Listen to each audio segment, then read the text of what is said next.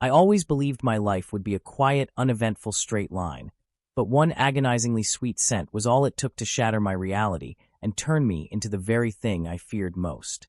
If you are ready for a thrilling, high-stakes boys love Omegaverse story that will keep you on the edge of your seat, make sure to hit that subscribe button, leave a like, and comment down below to let me know you want more. Your support helps bring these stories to life. Part 1. The Unwanted Awakening. Noah was 22 years old, an adult who had fully settled into the comfortable, invisible life of a beta. In a society strictly dictated by secondary genders, where alphas ruled boardrooms with their oppressive auras and omegas turned heads with their alluring presence, being a beta was the ultimate shield. It meant peace. It meant freedom from the biological chaos of ruts and heats. Noah loved his ordinary, uneventful life. He worked at a local bookstore, attended his university classes, and shared a modest but cozy apartment with his older brother, Mason. Mason was a classic alpha. Loud, boisterous, fiercely protective, and undeniably popular. However, despite their biological differences, the two brothers had always shared a tight bond. Noah never felt overshadowed by Mason's towering alpha presence. In fact, he appreciated it. Mason's scent of rain and crushed mint was familiar, comforting, and easily ignorable to Noah's beta senses. But there was one major disruption to Noah's peaceful existence: Mason's best friend, Ethan. Ethan was a 25-year-old alpha who seemed to possess a magnetic pull that Noah desperately wanted to escape. Where Mason was warm and brotherly, Ethan was intense, sharp, and suffocatingly dominant. He was devastatingly handsome, with piercing dark eyes, broad shoulders, and a smirk that seemed specifically designed to get under Noah's skin. Ethan practically lived at their apartment, treating their couch as his own personal throne. And for reasons Noah could never understand, Ethan's favorite pastime was tormenting him. It was a stormy Friday evening when the front door swung open, the hinges groaning in protest. Noah was curled up in the worn armchair in the corner of the living room, a thick textbook resting on his lap. He didn't even need to look up to know who had just walked in. The atmosphere in the room shifted instantly, the air growing thick and heavy. "Look who it is," Ethan's deep, velvety voice echoed through the hallway. "Still burying your nose in those books, Noah? It's Friday night. You're going to rot in that chair." Noah sighed, carefully placing a bookmark between the pages before looking up. Ethan was leaning against the doorframe, a sleek leather jacket clinging to his muscular frame. His dark hair was slightly damp from the rain, and his eyes were locked onto Noah with that familiar, predatory gleam. "Some of us actually care about our degrees, Ethan," Noah shot back, keeping his voice level. "Not everyone can coast through life on a trust fund and alpha privilege." Ethan chuckled, the sound low and vibrating in a way that made a strange shiver run down Noah's spine. Ethan stepped fully into the room, peeling off his jacket and tossing it carelessly over the back of the sofa. "Ouch.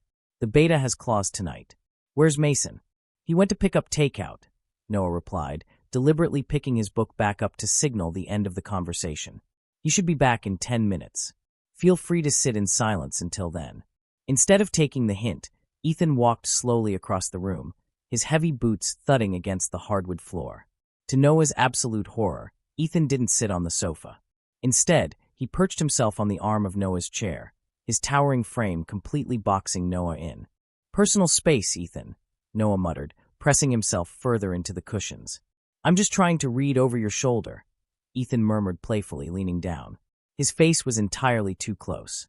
Noah could feel the heat radiating from Ethan's body, a stark contrast to the chilly draft coming from the window. Noah's breath hitched. As a beta, he wasn't supposed to be affected by alpha pheromones. He had spent his entire life completely immune to the heavy, musky scents that drove omegas crazy and made other alphas aggressive. But lately, whenever Ethan got too close, Noah felt strange. His heart would race, his skin would flush, and a deep, unexplained anxiety would coil in the pit of his stomach. He always chalked it up to sheer annoyance. Ethan was just an infuriating person, that was all. "Move," Noah snapped, his voice slightly higher than he intended. Ethan didn't budge. In fact, he leaned in a fraction closer, his nose almost brushing against Noah's temple. "You know, Noah, you're awfully jumpy for a beta. You always get so flushed when I'm around. If I didn't know any better, I'd say you were hiding something." "The only thing I'm hiding is my urge to punch you," Noah retorted, shoving Ethan's shoulder. It was like pushing a brick wall. Ethan's smirk faded slightly, his dark eyes trailing down to Noah's neck. For a split second, the playful banter completely vanished, replaced by an intensity that made the air in the room feel completely unbreathable. "Are you sure about that?" Ethan whispered, his voice dropping an octave. Before Noah could form a coherent response, the front door rattled, and Mason burst into the apartment, holding 3 large bags of food. "I got the burgers." "Man, it is pouring out there," Mason shouted, completely oblivious to the suffocating tension in the living room. Ethan immediately straightened up, the predatory aura vanishing as if it had never been there. He clapped his hands together, turning to Mason with an easy grin. "Perfect timing, man. I'm starving. Your brother was just entertaining me with his charming personality." Noah let out a shaky breath, his hands trembling slightly as he placed his book on the coffee table. He felt feverish. His skin was prickling with an unfamiliar heat, and his chest felt tight. What was wrong with him? He was just coming down with a cold. That had to be it. The rain, the changing seasons, it was just a simple flu. "Come on, Noah, eat up," Mason said, tossing a wrapped burger onto Noah's lap. "You look pale. Have you been sleeping enough?" "I'm fine," Noah mumbled, unwrapping the food. But as he sat at the small dining table across from Ethan, he found it impossible to swallow. Throughout dinner, Ethan and Mason animatedly discussed their upcoming weekend plans, completely leaving Noah out of the conversation, which was exactly how Noah preferred it. But despite the casual atmosphere, Noah couldn't shake the terrible feeling creeping up his spine. Suddenly, Ethan abruptly stopped mid-sentence. His posture stiffened, and his eyes darkened. Mason frowned, pausing with a fry halfway to his mouth. "Dude, you okay?" Ethan blinked, dragging his gaze away from the window and fixing it intensely on Noah. "Yeah, fine. Just suddenly felt really warm." That was when the smell hit Noah. It wasn't just a smell. It was an assault on his senses. A heavy, intoxicating wave of dark chocolate, burnt cedarwood, and something entirely primal crashed into the room. It was thick, suffocating, and dripping with raw dominance. Noah gasped aloud, dropping his food. His hands flew to his throat as an intense, searing heat flared in his lower abdomen. "Ethan, pull your scent back," Mason commanded, his brotherly demeanor instantly switching to a serious, warning alpha tone. "You're suffocating the room. Are you nearing your rut?" "I'm not," Ethan gritted his teeth, his knuckles turning white as he gripped the edge of the table. His eyes were wide, fixed entirely on Noah. "I'm not doing it on purpose. Something is pulling it out of me." Noah couldn't hear them anymore. A loud, ringing noise filled his ears. The heat in his stomach was rapidly spreading through his veins, making his skin feel like it was on fire. His vision blurred, and his breathing became shallow and ragged. This wasn't a flu. This was biological terror. He stumbled backward, his chair scraping violently against the floor. "Noah?" Mason asked, his voice laced with sudden panic. "Noah, what's wrong? You're sweating." I need to go," Noah choked out, his legs feeling like jelly. Every instinct in his brain was screaming at him to run, to hide, to barricade himself away from the overwhelming alpha presence in the room. But there was another, far more terrifying instinct rising beneath it, a desperate, shameful urge to submit, to fall to his knees and bare his neck. "Noah, wait!" Ethan shouted, standing up so fast his chair toppled backward. "Don't touch me!" Noah shrieked, a sound he had never made in his life. It was a distressed, high-pitched plea that sent a shockwave through both alphas in the room. Mason froze, completely stunned. Taking advantage of their shock, Noah turned and bolted down the narrow hallway. He threw himself into his bedroom, slamming the heavy wooden door shut and locking it with trembling fingers. He backed away from the door, his chest heaving as he collapsed onto the floor, pulling his knees to his chest. Tears pricked his eyes. His body was betraying him. The heavy scent of cedar and chocolate was seeping through the cracks of the door, and instead of finding it repulsive, Noah's body was crying out for it. He let out a muffled whimper, burying his face in his hands. He was 22. He was a beta. He had taken all the tests as a teenager. This was impossible. Late-blooming omegas were a myth, a rare genetic anomaly read about in obscure medical journals. It couldn't be happening to him. Heavy footsteps approached his door, followed by a tense silence. "Noah!" Ethan's voice was barely a whisper through the wood, but it vibrated with a dangerous, dark intensity. The playful banter was gone. "Noah, unlock the door. You're reacting to my scent. We both know what that means." Noah squeezed his eyes shut, a sob catching in his throat as the excruciating heat continued to build. His life as a peaceful, invisible beta was over. End of Part 1. Part 2, The Sweetness of Surrender. The silence in the hallway was heavier than a physical weight, pressing against the thin wooden door that separated Noah from the two alphas outside.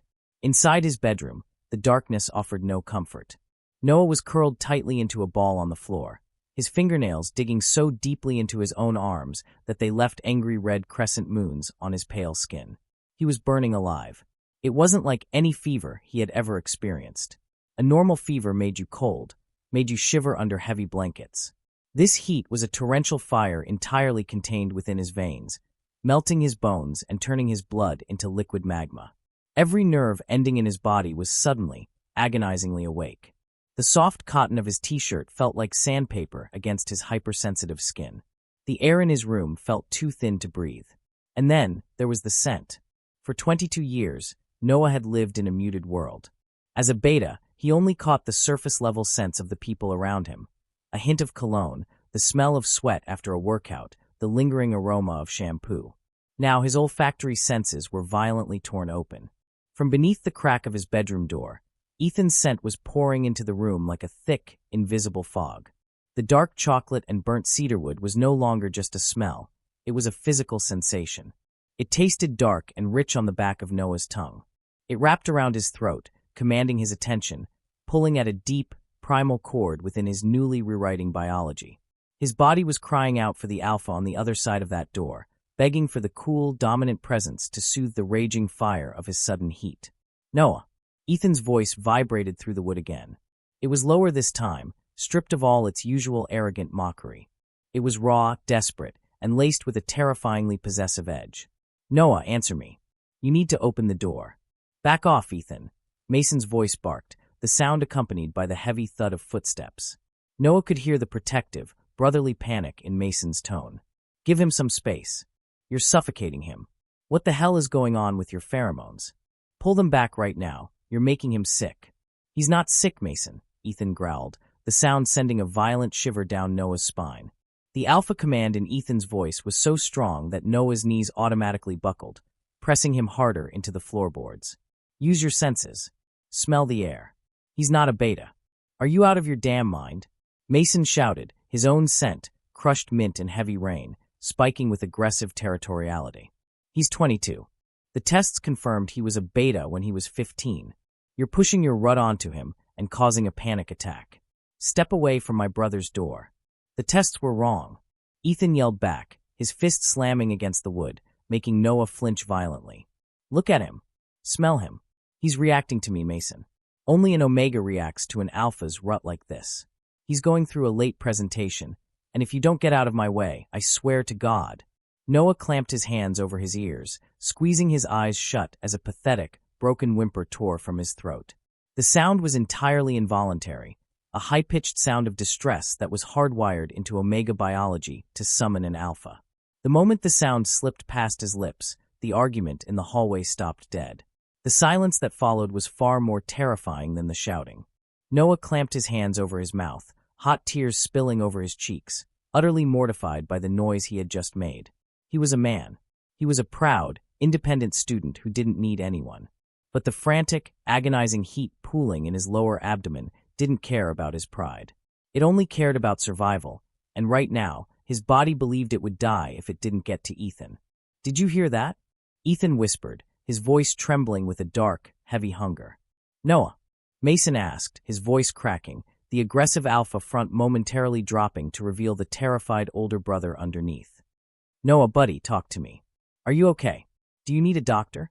Don't come in, Noah managed to choke out, his voice hoarse and unfamiliar to his own ears. Mason, please make him leave. Make Ethan leave. It was the hardest lie he had ever told. Every cell in his body was screaming for Ethan to break down the door, but Noah's rational mind was clinging to the edge of the cliff by its fingernails. If Ethan came in right now, Noah knew exactly what would happen. An alpha on the edge of a rut, and an Omega falling into their first, most volatile heat. It would be entirely out of their control. Noah would be claimed, bonded, and completely at the mercy of the man who had spent years mocking him. You hear that, Ethan? Mason snarled, the sound of a physical scuffle breaking out in the hallway. He wants you gone. Get your coat and get out of my apartment. I am not leaving him. Ethan roared, the sheer force of his alpha command rattling the picture frames on Noah's walls. He's in his first heat. He's terrified and in pain, and my pheromones triggered it. I am the only one who can help him right now. I will take him to a hospital. I will get him suppressants. But you are not laying a hand on my brother, you son of a b***tch. A loud crash echoed through the wall as Mason shoved Ethan backward. The hallway became a battleground of alpha pheromones.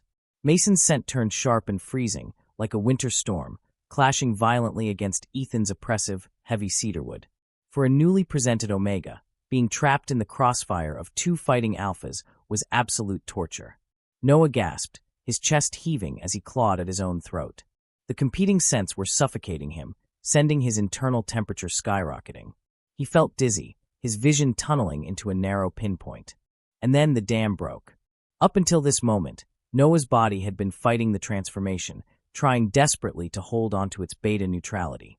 But the stress of the fighting alphas pushed his biology over the edge.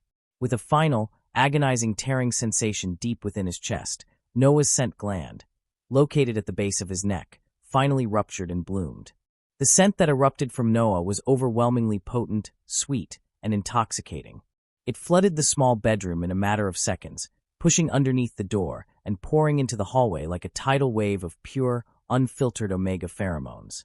It smelled like warm vanilla, rain-soaked jasmine, and a deep golden honey. It was entirely unique, devastatingly sweet, and laced with the heavy, desperate pheromones of a completely unprotected, unclaimed Omega in peak distress. Outside the door, the physical struggle came to an abrupt, screeching halt. The heavy thudding of boots stopped. The angry shouting vanished into thin air. Noah lay panting on the floor, his vision swimming, his body violently trembling. He felt entirely exposed, stripped bare for the predators outside to consume. He couldn't stop the sweet scent from pouring out of him. He had absolutely no control over his new gland. In the hallway, Mason let out a shaky, horrified breath. Oh my God, Noah. Mason's alpha biology recognized the scent immediately. It was an Omega, and not just any Omega, but a family member in distress. Mason's protective instincts flared, but he was instantly neutralized by the sheer, dizzying sweetness of the pheromones. He stumbled backward, coughing, trying to fight off the biological imperative that demanded he either submit to the Omega's needs or find an alpha who could. But Ethan didn't step back. A low, guttural growl rumbled from Ethan's chest. It was a sound that belonged in the wild, a sound of absolute, unadulterated possession. The scent of vanilla and jasmine had hit him with the force of a freight train, completely shattering whatever fragile restraint he had been clinging to. Mine, Ethan breathed, the word dark and absolute. Ethan, don't you dare, Mason gasped, struggling to fight through the overwhelming Omega fog that was clouding his mind. I said stay away from him. Get out of my way, Mason. Ethan's voice was completely devoid of humanity now. It was the voice of a purely instinctual alpha. He's mine. He was always mine. I just didn't know it. Noah heard the heavy, deliberate footsteps approaching his door once again. His heart hammered furiously against his ribcage. He tried to push himself away, to crawl backward toward his bed, but his limbs refused to cooperate. The intoxicating combination of Ethan's cedarwood scent mixing with his own vanilla was creating a heavy, drug-like euphoria in his brain. The doorknob rattled violently. Noah let out a soft, pathetic whine. His tear-filled eyes locked on the handle as it twisted back and forth. The lock was holding, but it was just cheap wood and metal against an alpha fueled by rut and possession. Noah, Ethan coaxed, his voice dropping into a dark, hypnotic lullaby that seeped through the cracks. Sweet, beautiful Noah. You smell so good. You smell absolutely perfect. Ethan, please, Noah cried out, his voice breaking into a sob. He didn't know if he was begging him to stop or begging him to break the door down. The conflicting desires were tearing his sanity apart. I'm going to take care of you, Ethan promised, the sound of his knuckles resting heavily against the wood. I'm going to make the pain go away. Just unlock the door, baby. Let me in. Behind Ethan, Mason let out a furious roar, charging forward to pull his best friend away from his brother's sanctuary. The sound of fists connecting with bone echoed through the apartment, a brutal symphony of alpha aggression. Noah closed his eyes as the world around him began to spin violently. The heat was too much. The scent was too much. The fear, the desire, the overwhelming reality that his life was fundamentally and permanently altered crashed over him in a suffocating wave. His breathing slowed, his body finally shutting down to protect itself from the sensory overload. As the sound of shattering glass and violent struggle continued outside his door, the darkness rose up to swallow Noah whole, and he finally succumbed to the overwhelming biological fever, slipping into unconsciousness on the cold bedroom floor. End of Part 2. Part 3. The Alpha's Nest. The transition from the suffocating darkness of unconsciousness back to the waking world was incredibly slow. For a long time, Noah existed in a hazy, feverish limbo. The agonizing fire that had been melting his bones had reduced to a low, simmering ache deep within his pelvis. But the most shocking change wasn't the pain, it was the environment. It was the scent that woke him first. Instead of the sterile, familiar smell of his own small bedroom, Noah found himself completely submerged in a heavy, intoxicating cloud of dark chocolate and burnt cedarwood. However, unlike the oppressive, terrifying wave that had assaulted his senses back at the apartment, this scent was meticulously controlled.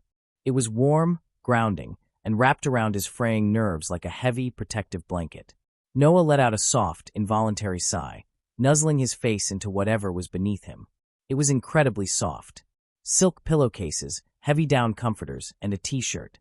A large, black cotton t-shirt that smelled so intensely of the alpha that Noah's newly formed Omega instincts practically purred in satisfaction. Wait. Noah's eyes snapped open.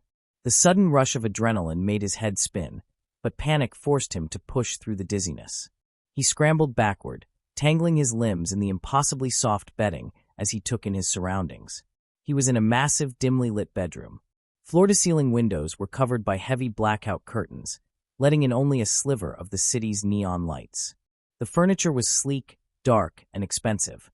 He was sitting in the center of a colossal king-sized bed, but it wasn't just made with sheets. It was lined with sweaters, hoodies, and blankets, all carefully arranged in a circular shape. A nest. He was sitting in an alpha's nest. Don't move too fast. Your blood pressure is still stabilizing. The voice came from the darkest corner of the room. Noah froze, his breath catching in his throat. His wide, terrified eyes darted toward the sound, landing on a large armchair positioned by the door. Ethan was sitting there, his elbows resting on his knees and his face buried in his hands. He looked absolutely wrecked. His tailored shirt was unbuttoned halfway down his chest, the fabric wrinkled and clinging to his sweat-sheen skin. His dark hair was a tangled mess, as if he had been running his hands through it for hours. When he finally lifted his head to look at Noah, his dark eyes were blown wide, the pupils nearly swallowing his irises entirely, the universal sign of an alpha deep in the throes of a rut. "Ethan," Noah choked out, his voice hoarse and completely stripped of its usual bite. He clutched one of Ethan's hoodies to his chest, a pathetic, instinctual attempt to shield himself. "Where am I? Where is Mason? What did you do to my brother?" Ethan let out a ragged, uneven breath. Every muscle in his large frame was pulled taut, vibrating with the sheer, agonizing effort it took just to remain seated in that chair. "Mason is fine," Ethan rasped, his voice vibrating with a dark, heavy restraint. "He's back at the apartment. He has a bruised jaw, and I have a cracked rib, but he's fine." "You fought him," Noah whispered, the horrifying reality of the situation crashing down on him. "You took me from my home. You kidnapped me. I saved you, Noah." Ethan's voice suddenly boomed through the room, the raw alpha command causing Noah to flinch backward. Seeing Noah cower, Ethan instantly squeezed his eyes shut, letting out a frustrated groan. He aggressively reined in his pheromones, consciously softening the harsh cedarwood scent into something more soothing. "I'm sorry," Ethan murmured, his voice dropping to a strained whisper. "I'm sorry. I'm trying to hold it back, Noah. I swear to God I am. But you have no idea how hard this is. Your scent, it's everywhere. It's the sweetest thing I've ever breathed in my entire life, and it is taking every ounce of my willpower not to cross this room right now." Noah trembled, his grip on the hoodie tightening. The thick, sweet aroma of vanilla and jasmine was still rolling off his skin in waves. He couldn't stop it. His scent gland was fully active, broadcasting his vulnerable, unbonded status to the very alpha who had triggered it. "Why am I here?" Noah asked, his voice shaking uncontrollably. "Why didn't Mason take me to a hospital?" Ethan dragged a heavy hand down his face. "Because Mason couldn't think straight. The moment your gland ruptured, Your pheromones flooded the entire floor of your building. Do you understand what happens to an unbonded, late-presenting Omega in an apartment complex full of strange alphas? The neighbors were opening their doors, Noah. Their eyes were glowing. They were coming for you. Noah felt the blood drain from his face. The very thought made his stomach churn with absolute terror. Mason was fighting the Omega fog, Ethan continued, his dark eyes locking onto Noah's pale face. He wanted to protect you, but his biology was warring with itself. I was already in a pre-rut, which meant my territorial instincts were 100 times stronger than anyone else's in that building. I fought Mason off, wrapped you in my jacket to mask your scent, and got you to my car before the hallway turned into a bloodbath. So you brought me to your penthouse, Noah concluded, a bitter edge returning to his voice despite his fear. To keep me for yourself. I brought you here because it is a biometric-locked fortress, Ethan countered fiercely. No one can get in here. You are safe. I had my private physician waiting when we arrived. He gave you a mild sedative and an amphora of fluids to bring your fever down safely while you slept. Then why didn't he give me suppressants? Noah demanded, tears of frustration pricking his eyes. If I'm an Omega now, there are pills for this. Give me the pills so I can go home. Ethan's expression softened, a look of profound, devastating sadness crossing his features. He leaned forward, his massive hands gripping the armrests of his chair so tightly the leather creaked. Because you're 22, Noah, Ethan said quietly. Your body spent over 2 decades building a beta physiology, and it just violently tore it all down in a matter of hours. The doctor said if we introduce chemical suppressants into your bloodstream during a first presentation heat of this magnitude, your nervous system will collapse. It could put you in a permanent coma, or worse. You have to ride this out. The words hit Noah like a physical blow. There was no escape. There was no magical pill that would turn him back into the invisible, safe beta he had been just hours ago. He was trapped in this burning, aching body, and he was trapped in this room with an alpha who was dangerously close to losing his mind. How long? Noah whispered, a single tear slipping down his cheek. For days, Ethan replied, his voice heavy. Maybe 5. The doctor is on standby on the floor below us. He can monitor your vitals remotely. But Noah, I need you to listen to me very carefully. Ethan slowly stood up. The sheer size of him, combined with the suffocating intensity of his rut, made him look like a towering predator. But his movements were painstakingly slow, telegraphed to show he meant no harm. I am not a monster, Ethan said, his voice raw with emotion. I know I have tormented you for years. I know I acted like an arrogant prick. I did it because every time I looked at you, my alpha instincts went crazy, and I couldn't understand why I was so obsessed with a beta. Now I know. My biology always knew what you really were. Ethan took a single, deliberate step toward the bed. Noah's breath hitched, his heart hammering wildly against his ribs, but he didn't pull away. The closer Ethan got, the more Noah's agonizing internal fever seemed to calm. I am in a full-blown rut, Ethan continued, taking another slow step. Every instinct I have is screaming at me to claim you, to bite you, to make you mine. But I will not touch you without your consent. I will lock myself in the guest room and leave you here to suffer through the fever alone, if that is what you want. I will endure the agony of a denied rut, and I will let you endure the agony of an unsoothed heat. The choice is yours. Ethan stopped at the edge of the large bed. He was so close that Noah could feel the heat radiating off the alpha's muscular chest. The scent of dark chocolate and cedarwood was a physical weight, pressing against Noah's skin, coaxing the feral, desperate Omega inside him to rise to the surface. Noah's body betrayed him before his mind could catch up. A fresh, violent wave of heat crashed through his system, entirely unprovoked by anything but Ethan's proximity. The simmering ache in his pelvis flared into a blinding, desperate inferno. Noah let out a high-pitched, broken whine, his spine arching off the mattress as the fever completely consumed him. The pain was unbearable. It felt like his veins were filled with glass. Noah, Ethan gasped, his restraint instantly shattering at the sound of the Omega's distress. Ethan dropped to his knees beside the bed. He reached out, his massive, calloused hand hovering just an inch over Noah's burning cheek. He was trembling violently, his eyes dark with an all-consuming need, but he refused to bridge that final inch without permission. Please, Ethan begged, his voice breaking. Please, sweetheart. Let me help you. Tell me what you want. Noah looked at the man he had despised for years. He looked at the arrogant, infuriating alpha, who was now kneeling on the floor, offering complete submission and desperately begging for permission to touch him. The Omega inside Noah didn't care about the past. It didn't care about pride or logic or his brother. It only knew that this alpha was its perfect match, and that the agonizing fire could only be extinguished by him. With a trembling, sweat-slicked hand, Noah reached out. His fingers brushed against Ethan's wrist, and the moment their skin made contact, a violent, electric shock of pure pleasure rippled through Noah's entire body. "Make it stop," Noah sobbed, his fingers tangling in the fabric of Ethan's unbuttoned shirt, pulling the alpha closer. "Ethan, please make it stop." A low, feral growl of pure triumph ripped through Ethan's chest. The agonizing restraint finally snapped. Ethan surged upward, his large hands immediately wrapping around Noah's waist, pulling the fragile Omega completely into his arms, and plunging them both into the intoxicating madness of their intertwined biology. End of Part 3. Part 4. The Scent of Belonging. Time lost all meaning the moment Ethan's arms wrapped around Noah. The world outside the biometric locked doors of the penthouse ceased to exist. There was no university, no bookstore, no angry brother waiting back at a shattered apartment. There was only the dimly lit room, the incredibly soft expanse of the nest, and the overwhelming, all-consuming presence of the alpha holding him. For the first 48 hours, Noah was entirely at the mercy of his new biology. The heat was a living, breathing entity inside of him, demanding to be soothed. And Ethan was a revelation.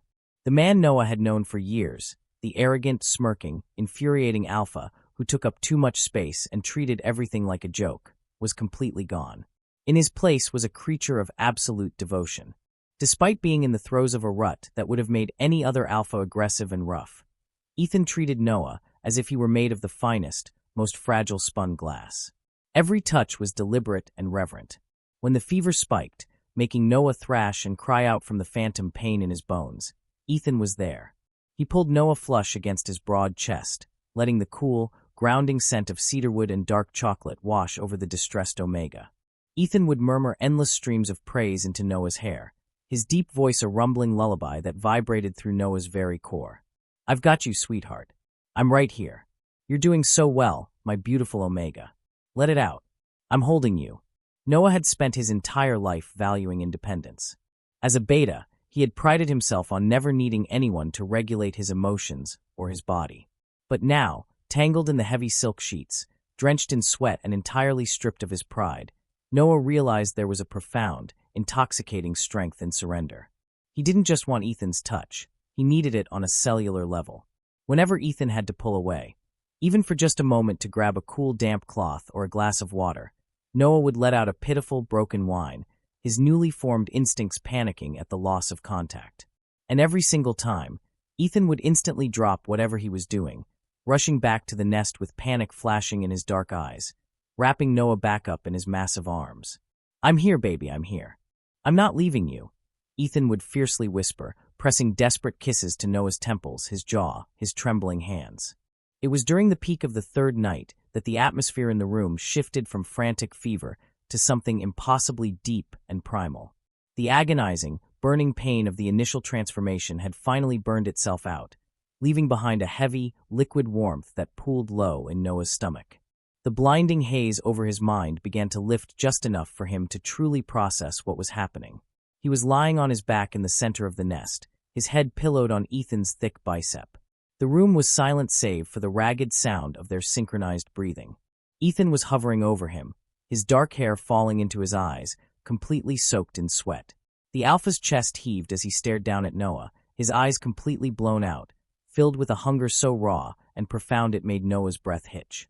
Yet, even in the absolute peak of his rut, Ethan's hands were gentle. His large fingers were lightly tracing the curve of Noah's waist, mapping the territory as if committing every inch of the Omega's skin to memory. "Noah," Ethan breathed, his voice a gravelly, exhausted rasp. "Look at me." Noah slowly fluttered his eyes open, his long lashes casting shadows on his flushed cheeks.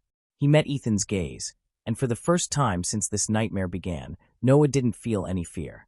He only felt an aching, magnetic pull toward the man above him. "You're so beautiful," Ethan whispered, his thumb moving up to gently brush across Noah's swollen lower lip. "I thought I was losing my mind all these years. I couldn't understand why I couldn't look away from you. Why no Omega ever smelled right to me.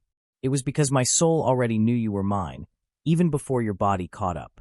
A fresh wave of tears pricked Noah's eyes, but this time they weren't tears of pain or terror. They were tears of overwhelming relief. The heavy burden of his sudden transformation felt infinitely lighter when shared with the Alpha, who was clearly willing to shoulder the entire weight of the world for him. "Ethan," Noah murmured, his voice soft, sweet, and incredibly vulnerable. "I need to ask you something," Ethan continued, his entire body trembling violently with the effort to keep himself restrained. He shifted his weight, his face moving closer to the crook of Noah's neck. The Alpha let out a deep, shuddering inhale, completely intoxicated by the rich, heavy scent of vanilla and jasmine pouring from Noah's scent gland. Ethan's breathing hitched, and a low, rumbling growl vibrated deep within his chest. "Noah, my instincts are screaming at me. I am dying to claim you. I want to bite you so deep that our scents permanently fuse. I want every single Alpha on this planet to take one breath near you and know that you belong to me." Noah's heart slammed against his ribcage. The claiming bite. It was the ultimate biological commitment in their world. If an Alpha bit an Omega's scent gland during a heat, it created a permanent, unbreakable physiological bond. It was marriage on a cellular level. "But I won't do it unless you want me to," Ethan choked out, forcing himself to pull his face away from Noah's neck, though the sheer effort made the veins in his neck bulge. "I promised I wouldn't take your choices away. If you just want me to help you through the heat and let you go, I will. I swear to God, I will let you walk out of here unbonded when this is over. But you have to tell me now, Noah, before I lose the last shred of my sanity." Noah stared up at the terrifyingly powerful, beautifully broken Alpha hovering above him. If he walked away, he could try to piece his old life back together. He could go back to the apartment, deal with Mason's overprotectiveness, and try to navigate the world as a fragile, unbonded Omega. He would be constantly looking over his shoulder, constantly taking suppressants, constantly fighting his own nature. Or he could surrender. Noah slowly lifted his hand, his slender fingers tangling in the damp, dark hair at the nape of Ethan's neck. He felt the massive Alpha shudder at the delicate touch. "I don't want to go back," Noah whispered, his voice gaining a quiet, undeniable strength. He tilted his chin up, explicitly baring the pale, unbroken skin of his neck, completely exposing his scent gland to the predator above him. "I don't want to do this without you. Claim me, Ethan." The last thread of Ethan's restraint violently snapped. A guttural, deafening roar of pure Alpha triumph tore from Ethan's throat. Before Noah could even take another breath, Ethan descended. The Alpha's hands gripped Noah's hips with bruising, desperate force, anchoring the Omega to the mattress as his mouth clamped down over the juncture of Noah's neck and shoulder. Noah let out a high-pitched, breathless cry as he felt the sharp prick of Ethan's elongated canines piercing his skin. It wasn't just pain, it was a blinding explosion of sensory overload. The moment Ethan's teeth sank into the scent gland, a rush of pure, unadulterated euphoria flooded Noah's bloodstream. It was a biological chemical reaction designed to bond them for life. The heavy, dark scent of cedarwood and chocolate aggressively flooded Noah's senses, violently colliding with his own sweet vanilla and jasmine, twisting and tangling together until they were impossible to separate. Noah arched his back off the mattress, his fingers violently gripping Ethan's broad shoulders as the bond snapped into place. In his mind's eye, a brilliant, blinding light shattered the darkness. He could suddenly feel Ethan, not just his physical presence, but his emotions. He felt Ethan's overwhelming possessiveness, his terrifyingly deep love, and his profound, soul-shattering relief. As Ethan finally withdrew his fangs, panting heavily, he immediately began to lap soothingly at the puncture wounds, his tongue gently sealing the mark. "Mine," Ethan growled into the skin of Noah's neck, the word echoing with absolute finality. "My Omega. My beautiful, perfect Omega." Noah fell back against the pillows, entirely, thoroughly, utterly spent. His body felt as heavy as lead, but his spirit felt like it was floating. The raging fire of the heat had instantly broken, replaced by a profound, heavy lethargy. The constant, gnawing anxiety that had plagued him since the transformation began was completely gone, washed away by the heavy, protective blanket of the Alpha's bond. "Yours," Noah whispered back, a soft, exhausted smile touching his lips as his eyes fluttered shut. When Noah finally woke up again, the world felt entirely different. The heavy blackout curtains had been drawn back just a fraction, allowing a single, golden beam of morning sunlight to filter into the penthouse bedroom. Noah blinked slowly, his vision adjusting to the light. The oppressive, blinding haze of the heat and rut had completely dissipated, leaving behind a quiet, peaceful clarity. He was curled against Ethan's chest, securely tucked under the Alpha's heavy arm. Ethan was still deeply asleep, his usually sharp features relaxed and peaceful in the morning light. Noah carefully reached up, his fingertips lightly tracing the bandage that had been securely taped over the crook of his neck. The bite throbbed with a dull, echoing ache, but it wasn't unpleasant.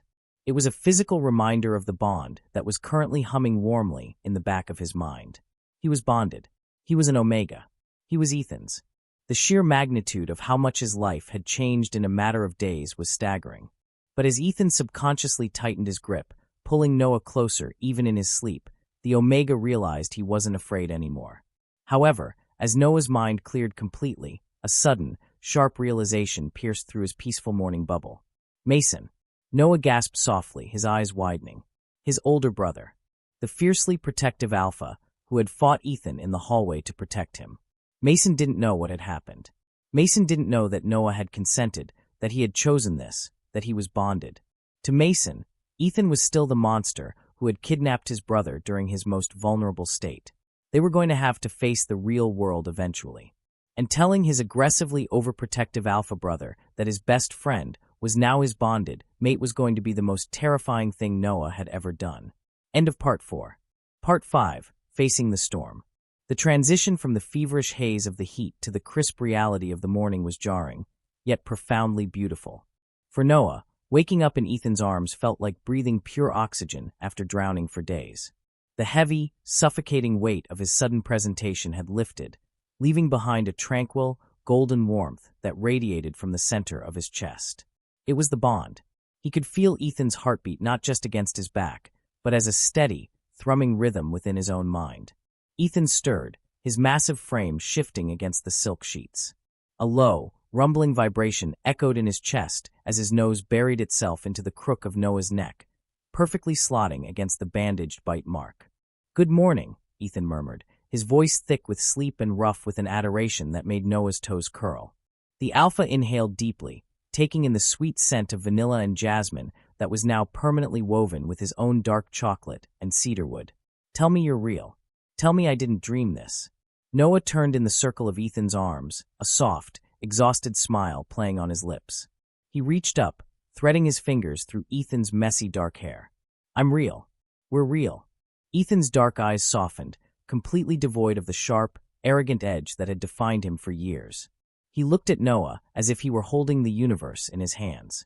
He leaned in, pressing a tender, lingering kiss to Noah's forehead, then his nose, and finally his lips. The kiss was slow, lazy, and utterly devoted. "I need to feed you," Ethan said reluctantly, pulling back just enough to look at Noah's pale face. "You haven't had a proper meal in 4 days, and we need to get you hydrated. But honestly, the thought of letting you out of this bed makes my skin crawl." Noah chuckled, the sound raspy but genuine. "My legs feel like jelly anyway. I don't think I'm running any marathons today."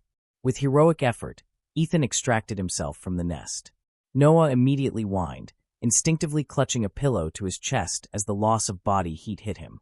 Ethan paused, his Alpha instincts flaring at the sound of his Omega's distress, but he forced himself to step back. 5 minutes, sweetheart. I promise. I'll bring the kitchen to you." True to his word, Ethan returned shortly with a massive tray loaded with eggs, toast, fruit, and 2 large glasses of water. He propped Noah up against a mountain of pillows and practically hand-fed him, his eyes tracking every bite Noah took. The sheer intensity of Ethan's care was overwhelming, but Noah found himself leaning into it, allowing the Alpha to dote on him. However, as the physical hunger subsided, the heavy cloud of impending doom settled back over Noah's mind. He stared down at his half-empty glass of water, his fingers nervously tracing the rim. "What is it?" Ethan asked instantly, his brows furrowing. Through the bond, Ethan could feel the sudden spike of anxiety radiating from Noah. "Are you in pain? Did the fever come back?" "No," Noah sighed, looking up. "I'm fine. But we can't hide in this penthouse forever, Ethan. Mason is out there. He probably thinks you killed me, or worse. We have to go back to the apartment and tell him." At the mention of Mason's name, Ethan's posture stiffened. The warm, comforting scent of chocolate and cedarwood took on a sharp, burnt edge. Ethan looked away, his jaw clenching tightly. He's going to kill me. And honestly, I can't blame him. I broke every rule in the book, Noah. I took you from him, I locked you away, and I claimed you. To him, I'm a monster. You are not a monster, Noah said fiercely, reaching out to grab Ethan's hand. He squeezed the alpha's thick fingers, forcing Ethan to look back at him. You protected me. You gave me a choice. I chose this, Ethan. I chose you. Mason is my brother, and he loves me. He just needs to see that I'm safe, and that this is what I wanted. Ethan let out a long, heavy breath, leaning his forehead against Noah's. You have way too much faith in the rational thinking of an angry alpha, baby. But you're right. We have to face him. An hour later, Noah was dressed in a pair of Ethan's sweatpants and a massive, oversized black hoodie that practically swallowed his slender frame. The clothes were drenched in Ethan's scent, which acted as a heavy, invisible shield against the outside world. Still, as they stepped out of the elevator and into the underground parking garage, Noah's knees trembled. The drive to the apartment was agonizingly silent. Ethan kept his right hand tightly locked with Noah's over the center console, his thumb rhythmically stroking the back of Noah's knuckles to keep him grounded. When they finally pulled up to the familiar apartment building, Noah's heart was hammering so violently against his ribs he thought it might crack them. The scent of rain and crushed mint, Mason's signature scent, was already detectable in the lobby, but it was sour, heavy, and laced with absolute misery and rage. They took the stairs to the third floor. Ethan stepped in front of Noah as they approached the door, his broad shoulders shielding the Omega. The door was already unlocked. The wood around the frame was splintered, a grim reminder of the violent struggle that had taken place days ago. Ethan pushed the door open, stepping into the living room. The place was a disaster zone. Furniture was overturned, picture frames were shattered on the floor, and empty takeout boxes were scattered everywhere. Sitting in the middle of the chaos, slumped on the surviving sofa with his head in his hands, was Mason. He looked terrible. He had a dark purple bruise covering the left side of his jaw, and his eyes were bloodshot and sunken. The moment the door clicked, Mason's head snapped up. For a split second, there was dead silence. Then, Mason's eyes locked onto Ethan. A deafening, feral roar ripped through the apartment. Mason lunged over the coffee table, moving with blinding alpha speed. You bastard. Mason, stop. Noah screamed, stepping out from behind Ethan's massive frame. But the alphas were already colliding. Mason's fist connected sickeningly with Ethan's cheekbone, sending the larger alpha stumbling backward into the wall. Ethan didn't fight back. He raised his arms in a defensive posture, taking a second heavy blow to his ribs, grunting in pain. I'll kill you. Mason roared, grabbing Ethan by the collar of his jacket and slamming him against the drywall, shaking the entire apartment. You took him. You forced him. I'm going to rip your throat out. Mason, let him go. Noah shouted, his voice cracking with panic. Noah's body reacted before his mind could formulate a plan. The Omega instincts that had been dormant his entire life suddenly flared to life with terrifying intensity. He surged forward, throwing himself between the two massive, furious men. He shoved both hands against Mason's chest, pushing his brother back. At the exact same moment, Noah intentionally released a massive, suffocating wave of his own pheromones. The sweet, heavy scent of vanilla and jasmine exploded into the room, laced with a sharp, commanding note of Omega distress. It hit Mason like a physical wall. The angry alpha froze, his eyes widening in shock as his biology forcibly slammed the brakes on his aggression. You do not attack in the presence of a distressed Omega. It was a hardwired biological rule. Mason stumbled backward, coughing, his chest heaving as he stared at his little brother. Noah. Mason choked out, his voice instantly shattering into a sob. Noah, my God, you're alive. Are you okay? Did he hurt you? Mason reached out, desperately wanting to pull Noah into a hug, but as he stepped closer, his eyes zeroed in on the collar of Noah's oversized hoodie.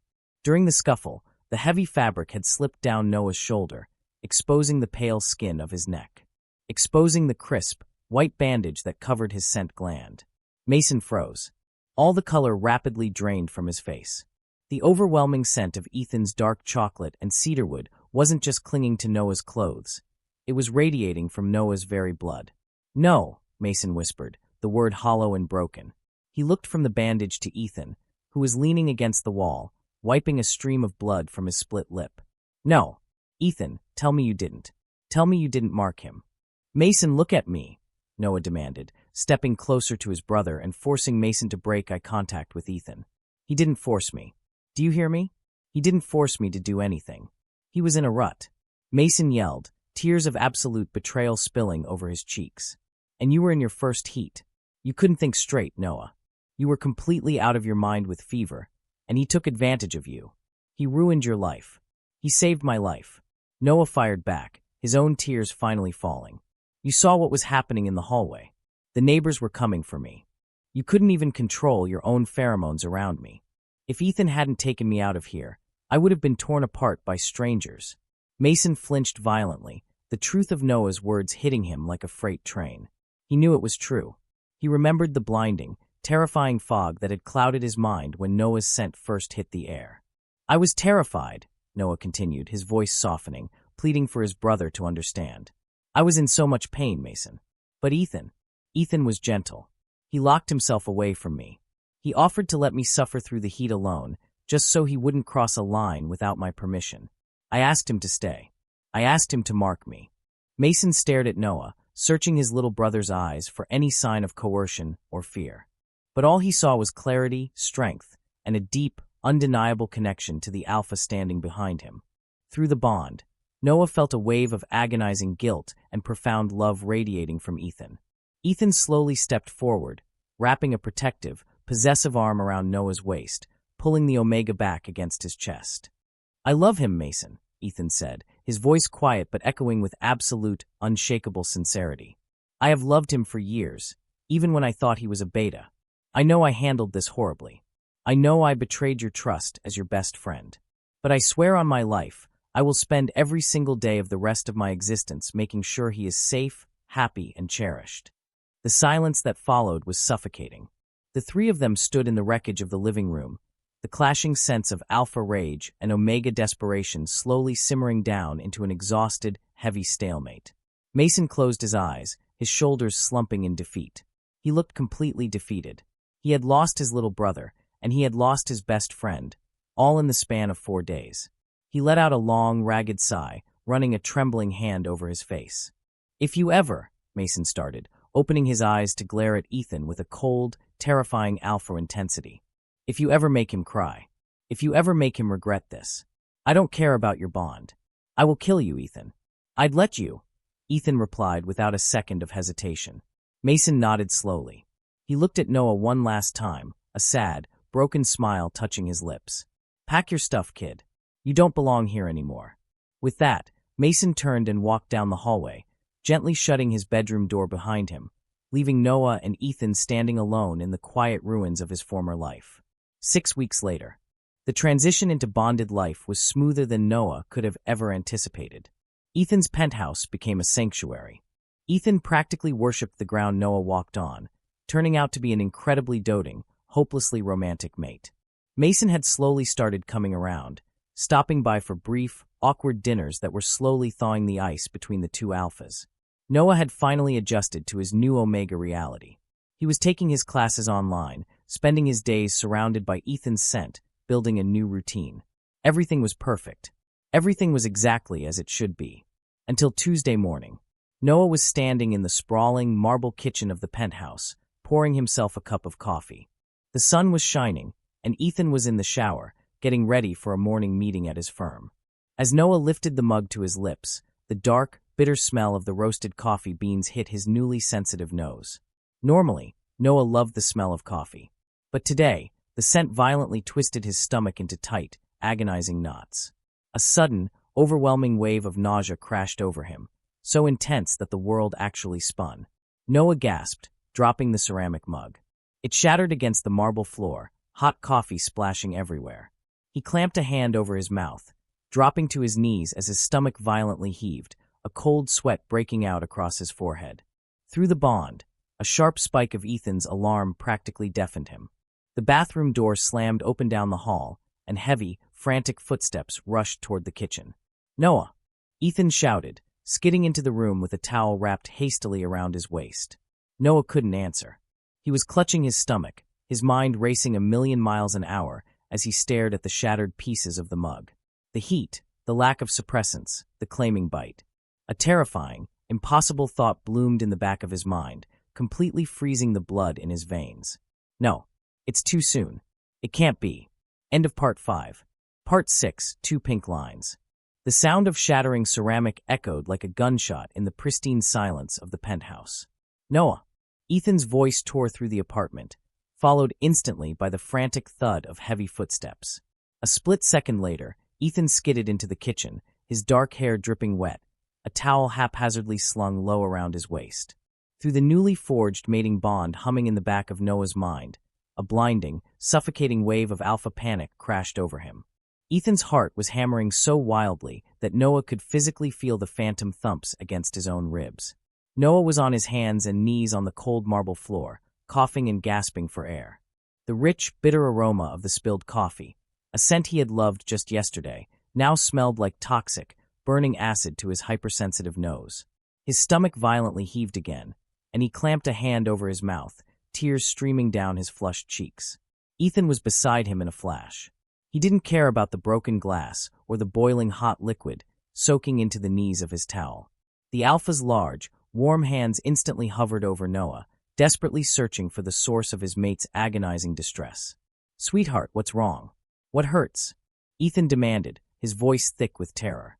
He instinctively released a heavy, grounding wave of his cedarwood and dark chocolate scent, trying to envelop Noah in a protective blanket. But the rich chocolate note in Ethan's scent only made the nausea worse. Noah let out a pitiful, high-pitched whine, pushing weakly against Ethan's broad chest. "The smell. Ethan, please. The coffee. It's making me sick." Understanding dawned in Ethan's eyes, though the panic remained. He immediately stood up, effortlessly scooping Noah into his arms, carrying him entirely out of the kitchen and down the long hallway toward the master bedroom. He gently deposited Noah into the center of their nest, immediately pulling the heavy silk sheets up to the Omega's chin. "I'll clear the air. I'll get rid of it," Ethan promised, his dark eyes wide with concern as he brushed a damp strand of hair from Noah's sweaty forehead. "Are you in pain? Do I need to call the doctor? Your temperature feels normal, but through the bond. Noah, you feel terrified. Talk to me." Noah swallowed hard, fighting the lingering waves of nausea and the chaotic storm of his own thoughts. He couldn't tell Ethan. Not yet. Not until he knew for sure. It was a statistical impossibility, wasn't it? He had just presented as an Omega 6 weeks ago. His body was still adjusting. The claiming bite on his neck was barely fully scarred over. But deep down, in the most primal, instinctual core of his new biology, Noah already knew. "I'm not terrified," Noah lied, forcing a weak smile. He purposefully projected a wave of calm through the bond, wrapping his anxiety in a tight mental box. "I think it's just a stomach bug. We ordered that spicy takeout last night, remember? It just didn't sit well with me." Ethan frowned, clearly unconvinced. His alpha instincts were on high alert, his dark eyes scanning Noah's pale face for any sign of deception. "I'm calling Dr. Harris. You just went through a major physiological shift, Noah. We aren't taking any chances with your health." "No," Noah said a bit too quickly. He grabbed Ethan's wrist, his grip surprisingly strong. "No doctors, Ethan. Please. I just want to rest. But I have a really weird craving right now. And I think if I don't eat it, I'm going to be sick again." Ethan's protective instincts warred with his logic. "A craving? For what?" "Sour gummy worms," Noah blurted out, the first thing that came to his mind. "And ginger ale. The specific brand from that organic market across town. Not the one downstairs. The one that takes 40 minutes to get to." Ethan stared at him, utterly bewildered. "Noah, I am not leaving you alone when you can barely stand up without throwing up." "I'm fine now that I'm away from the coffee," Noah insisted, giving Ethan's wrist a gentle, pleading squeeze. He intentionally let a thick, sweet wave of his vanilla and jasmine scent roll over the alpha, a perfectly calculated Omega manipulation. "Please, Ethan. I really, really want them. I'll just sleep until you get back." Ethan groaned, his broad shoulders slumping as his biology completely betrayed his common sense. An Omega asking their bonded alpha to provide for them was an incredibly powerful trigger. Ethan leaned down, pressing a lingering, desperate kiss to the claiming mark on Noah's neck. "You're lucky I'm completely at your mercy. 45 minutes.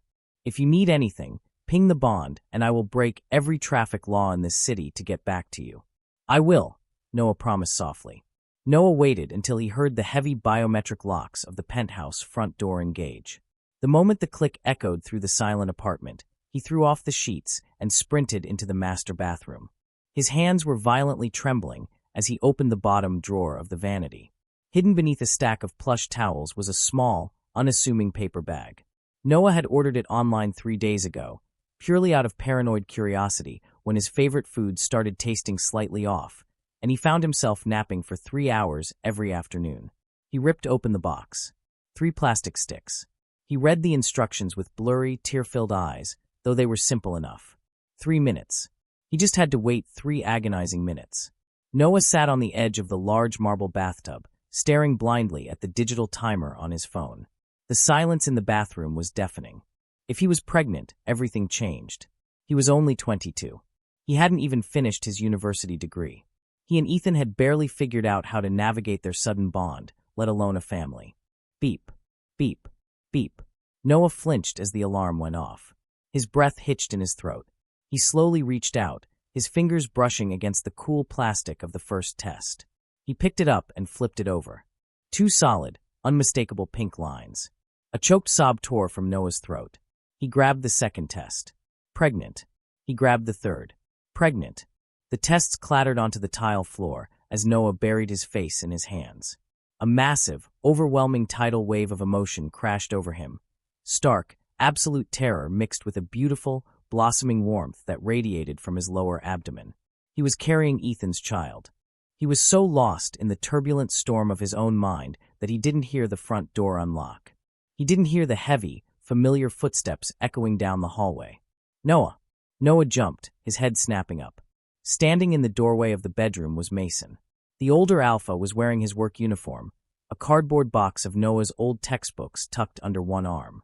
Mason had used the spare access code Ethan had reluctantly given him a few weeks prior. Mason's casual smile instantly vanished as the scent of the penthouse hit him. The air was practically suffocating, thick with the incredibly potent, distressed, and overwhelmingly sweet scent of a pregnant Omega. Mason dropped the box. The heavy thud of the textbooks hitting the floor made Noah flinch. Noah? Mason asked again, his voice dropping into a low, protective rumble. He stepped into the bathroom, his eyes falling on his little brother sitting on the edge of the tub, face stained with tears, surrounded by white plastic sticks on the floor. Mason's eyes widened. He stared at the tests, then up to Noah's face. The scent of rain and crushed mint instantly spiked, turning sharp and aggressive as Mason's older brother instincts kicked into overdrive. Are those? Mason couldn't even finish the sentence. He looked completely horrified. Noah, tell me those are wrong. Tell me you aren't. Before Noah could form a single word, the heavy biometric locks chimed again. They didn't have the organic ginger ale, so I bought out the entire gummy worm aisle. Ethan's booming, cheerful voice rang out from the living room. The sound of grocery bags rustling was immediately followed by a dead, terrifying silence. Through the bond, Noah felt the exact second Ethan registered Mason's hostile alpha scent in the bedroom. A blinding flash of possessive rage shot through Noah's mind. Ethan appeared in the doorway like a thunderclap, his massive frame completely blocking the exit. The grocery bags were nowhere to be seen. His dark eyes were fixed entirely on Mason, his chest heaving, his canines slightly elongated. What the hell are you doing in my mate's bathroom, Mason? Ethan growled, the dark chocolate and cedarwood scent turning into an oppressive, suffocating physical weight in the small room. Mason spun around, completely ignoring Ethan's threatening posture. You son of a b*****, Mason snarled, taking a step toward his former best friend. It's been 6 weeks. 6 weeks, Ethan. He's a kid. He hasn't even figured out how to be an Omega yet, and you've already ruined his life again. Ethan looked utterly confused, the aggressive front faltering for a fraction of a second. What are you talking about? Don't play dumb with me. Mason roared, shoving Ethan in the chest. Ethan didn't budge, but a low, dangerous warning growl vibrated in his throat. Look at the floor, you absolute *****starred. Ethan's gaze snapped down to the marble tiles. Time seemed to freeze. Ethan stared at the 3 plastic sticks. His entire body went rigidly still, as if he had been struck by lightning. The oppressive, angry alpha scent instantly vanished, replaced by a shock so profound it echoed through the bond, making Noah gasp. Ethan, Noah whispered, his voice trembling violently as he wrapped his arms around his own stomach. Ethan slowly looked up, his dark eyes locking onto Noah's terrified, tear-stained face. All the anger, the posturing, the tension with Mason completely evaporated from Ethan's mind.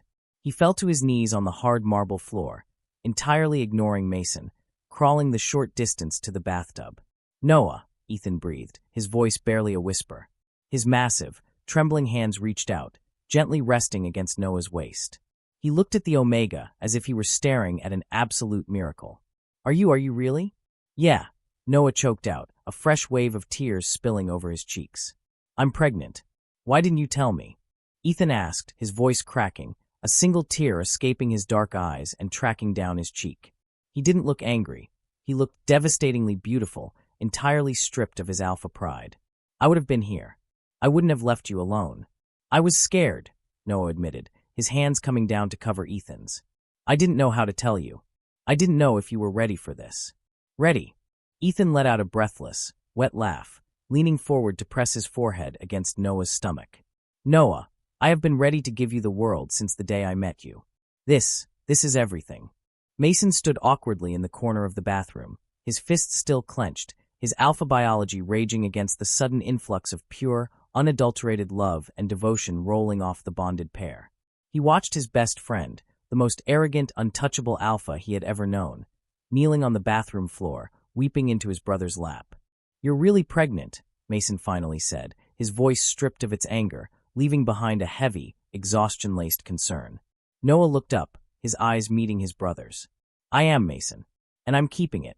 Mason dragged a heavy hand down his face, the sharp scent of mint softening into something resembling defeat and reluctant acceptance.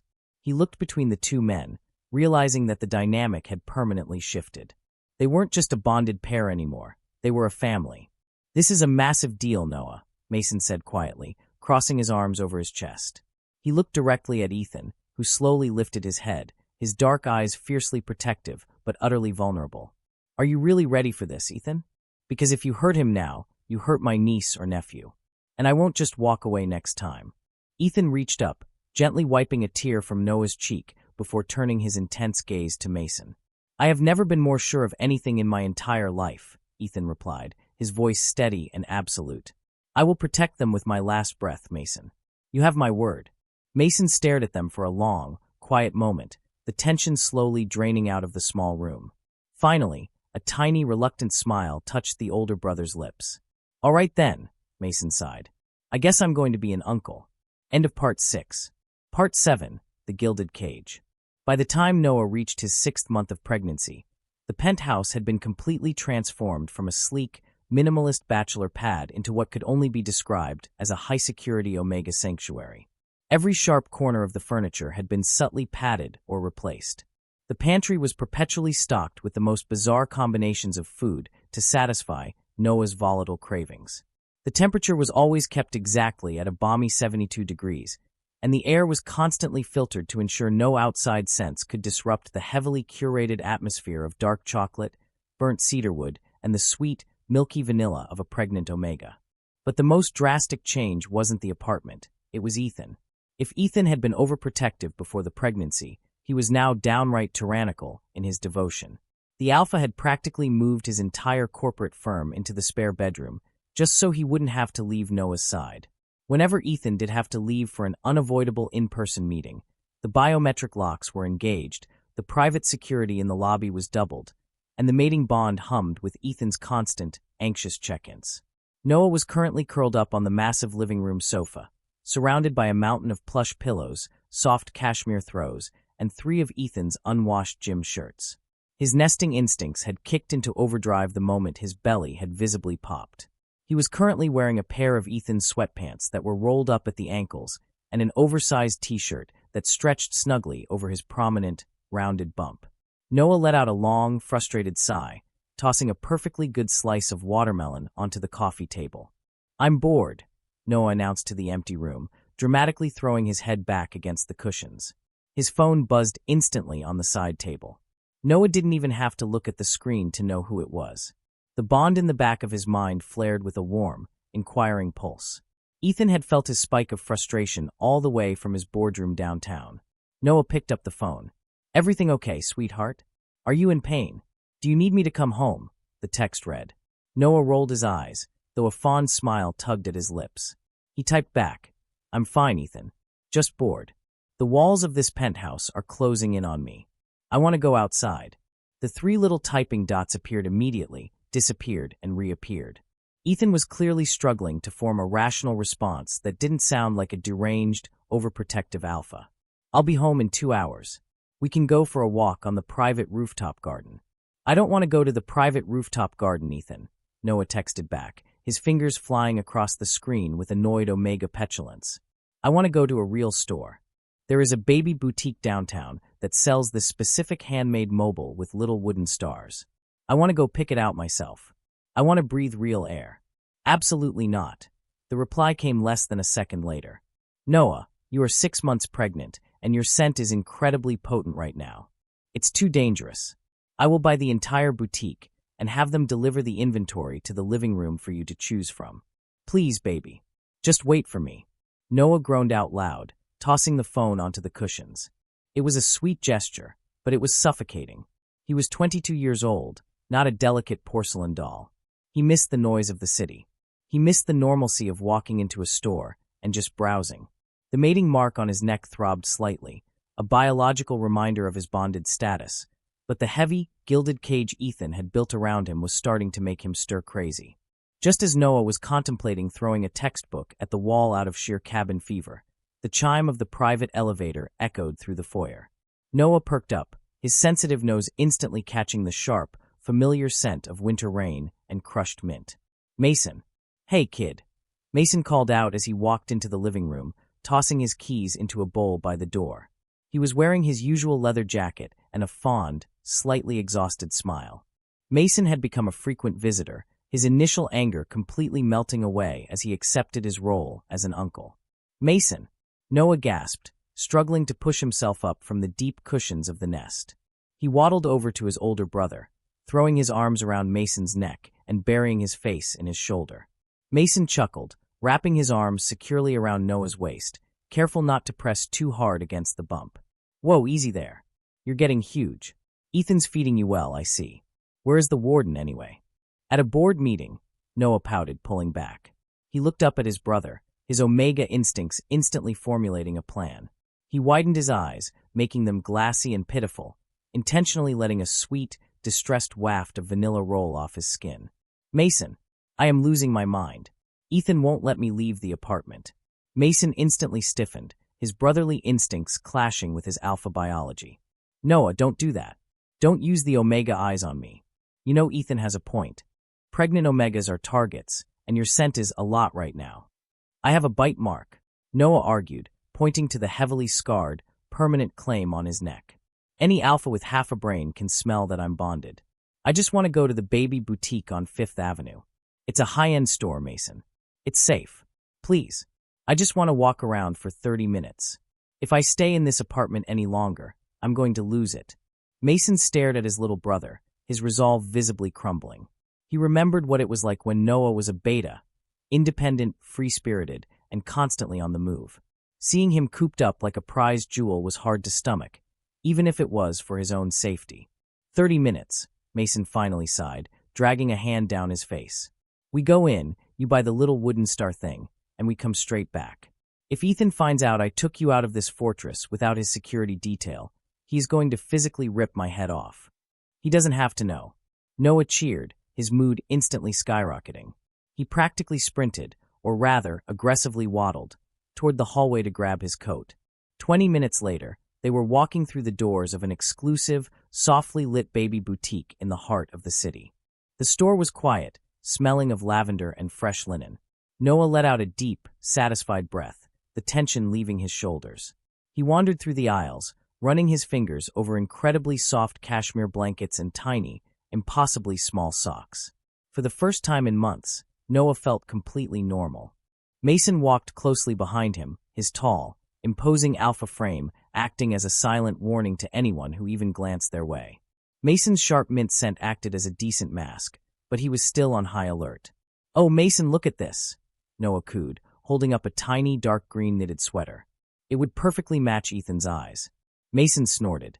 If the kid inherits Ethan's personality, That sweater is going to be covered in dirt in 5 seconds. Noah laughed, turning to place the sweater in his basket. But as he turned, his laughter died in his throat. The bell above the boutique door jingled, and the peaceful atmosphere of the store was violently shattered by a sudden, overpowering stench. It smelled like sour milk and rotting leaves, the pungent, aggressive scent of an unbonded, dominant alpha who had absolutely no control over his pheromones. Noah took an immediate, instinctual step backward, his hand flying to protect his swollen belly. A large, burly man had entered the store. His clothes were expensive, but his eyes were bloodshot and erratic.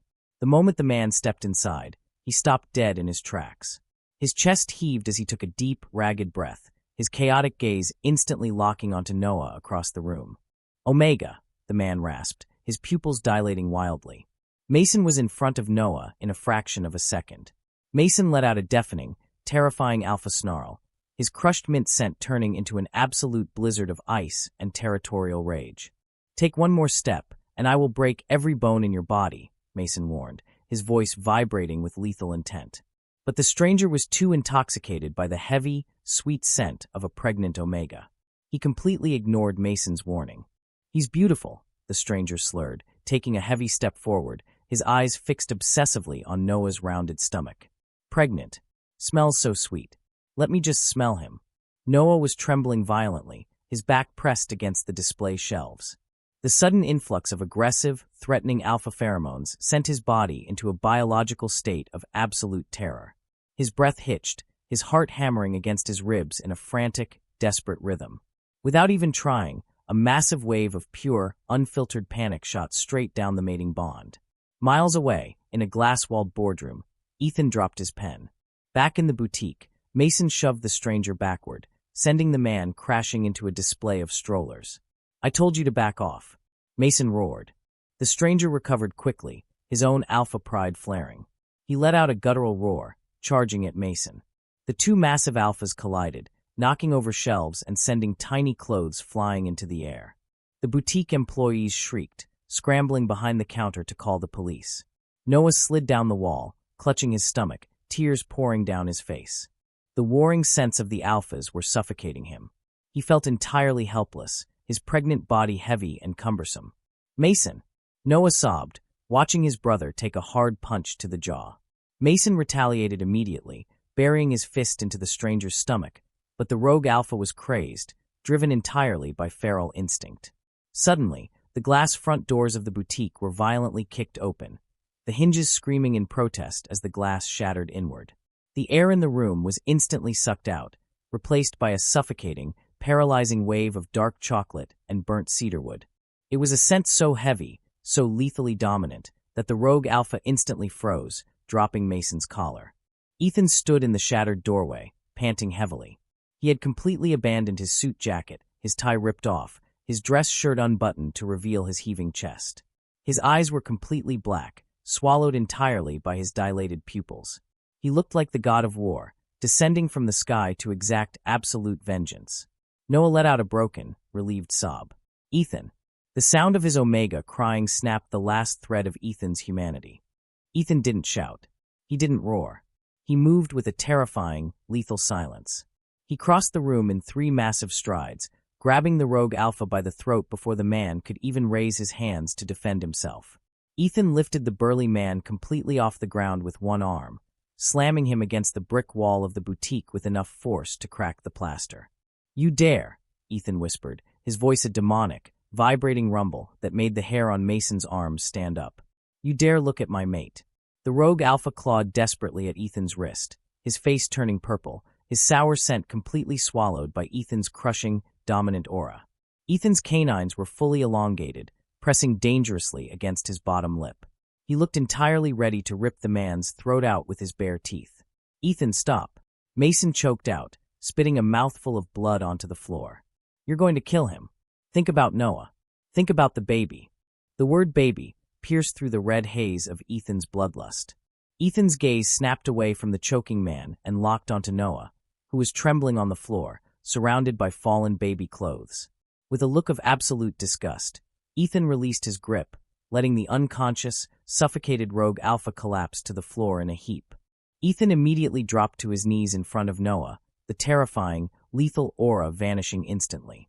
He carefully, desperately pulled Noah into his broad chest, burying his face in the crook of Noah's neck, directly over the claiming mark. "I've got you. I'm here. I've got you," Ethan chanted, his massive frame shaking violently with adrenaline and sheer terror. He ran his large hands over Noah's back, down his sides, and finally rested them protectively over the swollen bump, letting out a ragged sigh of relief as he felt a tiny, reassuring kick against his palm. Noah clung to Ethan's shirt, crying into the alpha's shoulder. "I'm sorry. I'm so sorry, Ethan. You were right. I shouldn't have left. Shoo, baby, don't apologize." "Never apologize to me," Ethan murmured, pressing frantic kisses all over Noah's tear-stained face. He easily scooped Noah up into his arms, standing up and holding the pregnant Omega tightly against his chest. Ethan turned to Mason, his dark eyes still flashing with protective fury, but there was a deep, unspoken gratitude there as well. "Are you okay?" Ethan asked gruffly.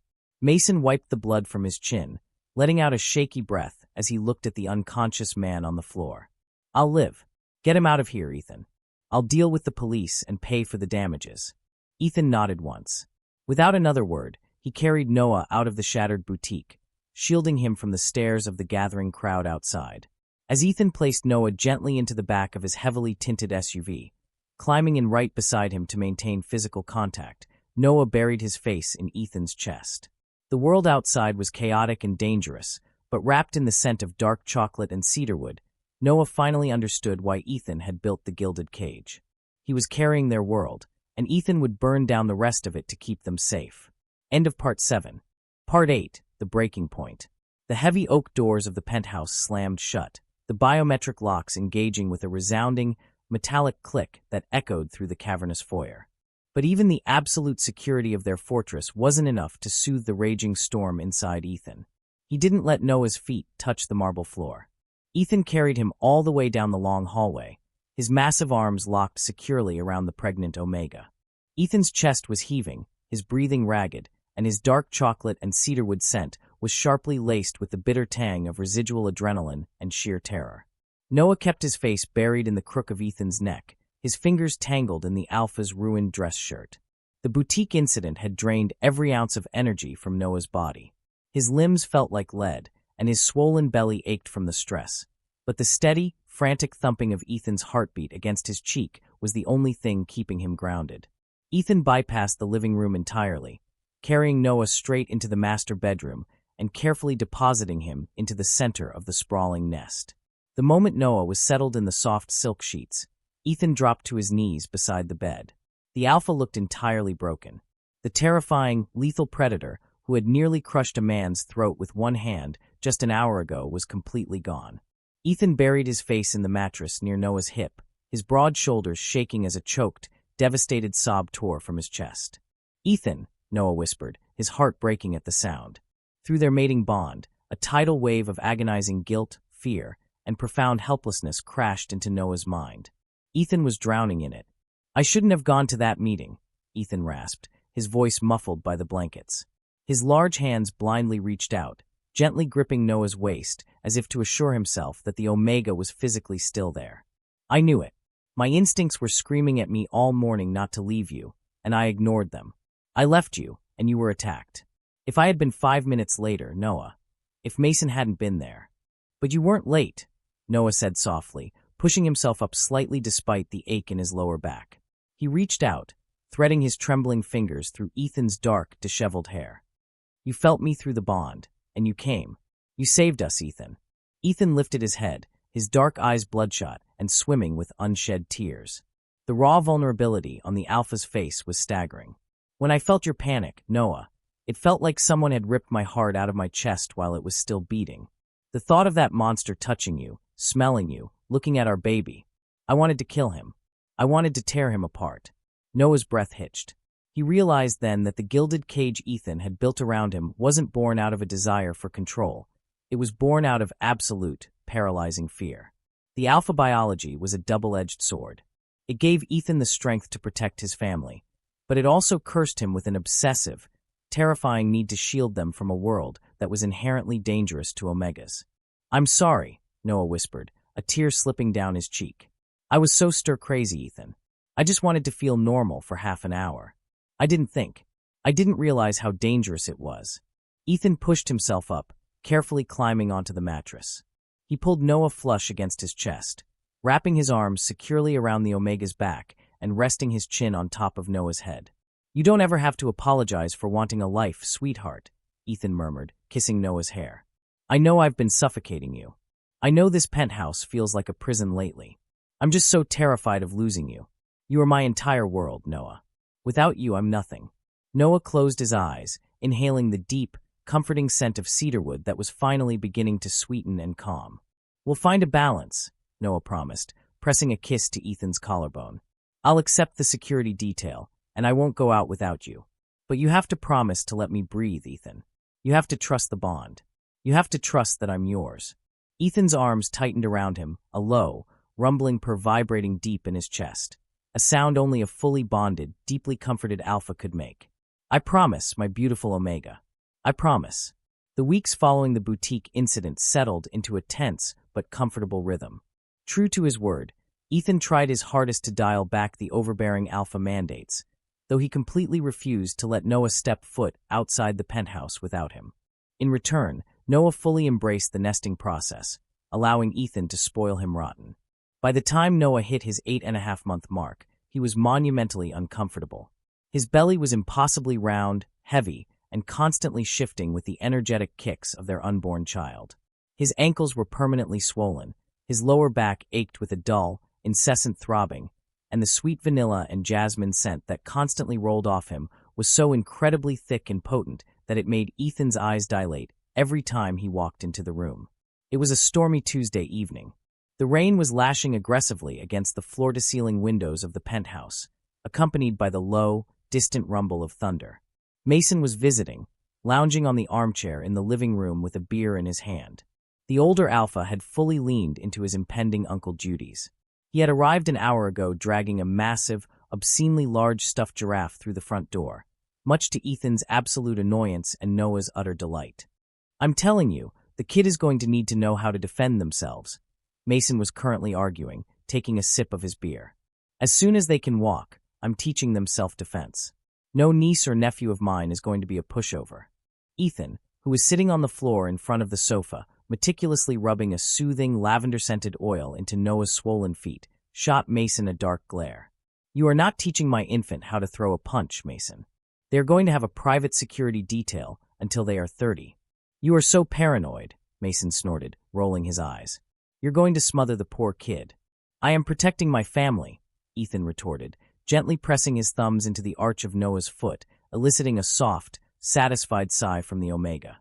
"Something you wouldn't understand, seeing as your idea of a good gift is a plush toy that takes up half the nursery." Noah giggled, popping a chocolate-covered strawberry into his mouth.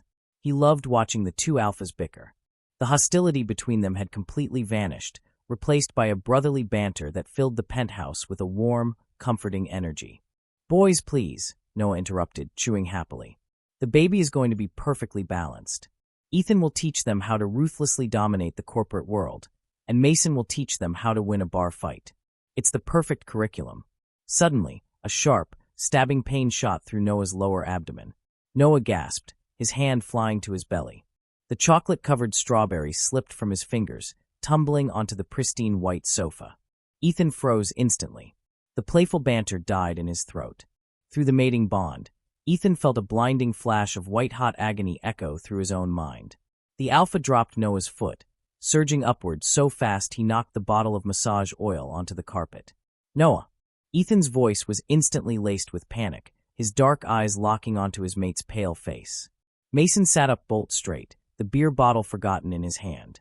The scent in the room had changed in a fraction of a second.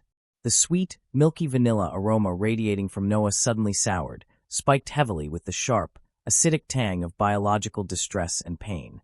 "I'm okay," Noah panted, squeezing his eyes shut as he gripped the armrest of the sofa. It's just Braxton Hicks. The doctor said they would get stronger near the end." Ethan hovered over him, his hands hovering frantically over Noah's stomach, too afraid to press down. "That didn't feel like a practice contraction, Noah. You're trembling." "It's passing," Noah breathed out, forcing his muscles to relax as the sharp pain slowly ebbed away into a dull ache. He opened his eyes, offering Ethan a strained smile. "See, it's gone. I'm fine. The baby just kicked a nerve or something." Ethan didn't look convinced. His chest was heaving, his alpha instincts screaming at him that something was wrong. Mason had already stood up, his phone in his hand, ready to dial the private physician at a moment's notice. "Let's just get you to bed," Ethan said softly, his voice vibrating with barely contained anxiety. "You need to lay down. Mason, lock the door on your way out." "Keep me updated," Mason ordered, his sharp mint scent spiking with concern before he turned and headed for the elevator. Ethan carefully scooped Noah up from the sofa, holding him as securely and gently as possible. Noah wrapped his arms around Ethan's neck, burying his face in the alpha's chest. He felt guilty for causing such a panic, but as Ethan carried him down the hallway, the dull ache in his lower back began to pulse with a strange, rhythmic intensity. Ethan laid Noah down in the center of the nest, quickly pulling the heavy, scent-soaked blankets over him. "I'm going to call Dr. Harris just to be safe," Ethan murmured, pressing a lingering kiss to the claiming mark on Noah's neck. "Ethan, no, it's late," Noah protested, trying to sit up. "I promise I'm." Another pain hit. But this one was different. It wasn't a sharp stab. It was a massive, crushing wave of pressure that started at the base of his spine and violently wrapped around his entire abdomen. It felt as though his entire body was being squeezed in a vice. Noah let out a loud, breathless cry, his hands gripping the silk sheets so tightly his knuckles turned white. "Noah!" Ethan dropped his phone, diving onto the bed and pulling Noah into his arms. At that exact moment, Noah felt a strange, distinct pop low in his pelvis.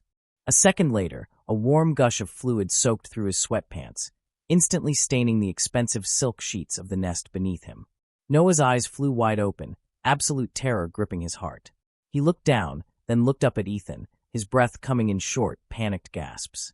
"Ethan," Noah sobbed, tears instantly springing to his eyes. The pain was receding, but the reality of what had just happened was far more terrifying. Ethan stared at the damp patch spreading across the sheets, all the color draining from his face. The alpha's scent flared into an explosive, overwhelming wave of protective cedarwood. "My water just broke," Noah cried, his voice trembling violently as another, stronger wave of pain began to build in his back. "Ethan, it's too early. I'm only 8.5 months. It's too early." Ethan's shock lasted exactly 1 second before his primal, alpha protector instincts completely hijacked his brain. He grabbed Noah's face, forcing the panicking Omega to look directly into his dark, resolute eyes. "Listen to me," Ethan commanded, his voice deep, steady, and vibrating with absolute authority, anchoring Noah's spiraling mind. "You are safe. The baby is safe.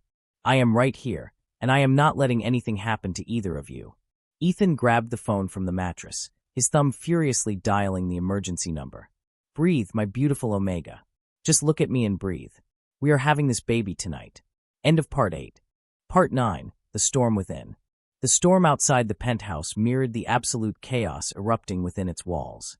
A jagged fork of lightning illuminated the floor-to-ceiling windows, immediately followed by a bone-rattling crack of thunder, but the deafening noise was entirely drowned out by Noah's sudden, piercing scream. Another contraction hit, tearing through Noah's abdomen with the force of a freight train. It was a blinding, all-consuming agony that completely wiped his mind blank. He threw his head back against the silk pillows of the nest, his spine arching off the mattress as his fingers violently crushed Ethan's hand. "Dr. Harris now." Ethan roared into his phone, his voice echoing off the bedroom walls with the sheer, terrifying force of an alpha's command. His water broke. The contractions are less than 2 minutes apart. Get your medical team up to the penthouse right this second, or I will personally throw you off the balcony. Ethan threw the phone across the room, not caring where it landed. He immediately shifted his entire focus back to the thrashing Omega in his bed. He crawled fully into the nest, tearing off his own t-shirt and tossing it aside. He needed Noah to have direct skin-to-skin contact, to be completely enveloped in his alpha pheromones. "I'm right here, baby. I'm right here," Ethan chanted, his deep voice vibrating as he pulled Noah flush against his bare, muscular chest. He aggressively released wave after wave of dark chocolate and cedarwood, trying desperately to drown out the sour, acidic tang of Noah's distress. Through the permanent mating mark on Noah's neck, the bond was wide open, completely unshielded. Ethan could feel every single spike of agonizing pain radiating from Noah's lower half. It felt like white-hot knives twisting in his own gut. The alpha biology inside Ethan was practically clawing at the walls of his sanity, screaming at him to protect his mate, to eliminate the source of the pain. But he couldn't fight this. He was entirely, agonizingly helpless. "Ethan, it hurts." Noah sobbed, his chest heaving as the contraction slowly peaked and began to recede. Tears were streaming freely down his flushed cheeks, his dark hair plastered to his forehead with sweat. "It's too early. We're not ready. What if something is wrong with the baby?" "Nothing is wrong," Ethan promised fiercely, pressing his lips to Noah's damp forehead. His hands were trembling, but his grip was firm and grounding. "The nursery is ready. The medical bay downstairs is ready. Omegas go into early labor all the time, sweetheart. Your body knows exactly what it is doing. You are so strong, Noah. Just look at me. Keep your eyes on me." The bedroom doors violently banged open. Mason burst into the room, completely out of breath, his clothes soaked from the rain. He had only made it to the lobby when the private security detail alerted him to the medical emergency. Behind him, Dr. Harris and two heavily equipped nurses rushed in, pushing a portable fetal monitor and cases of sterile medical supplies. The moment Mason stepped into the bedroom, his sharp, wintermint scent clashed with the heavy, frantic atmosphere. But seeing Noah writhing in pain on the bed completely bypassed his alpha pride. "Mason!" Noah cried out, reaching a trembling hand toward his older brother. Mason didn't hesitate. He crossed the room in 3 massive strides, dropping to his knees on the opposite side of the bed.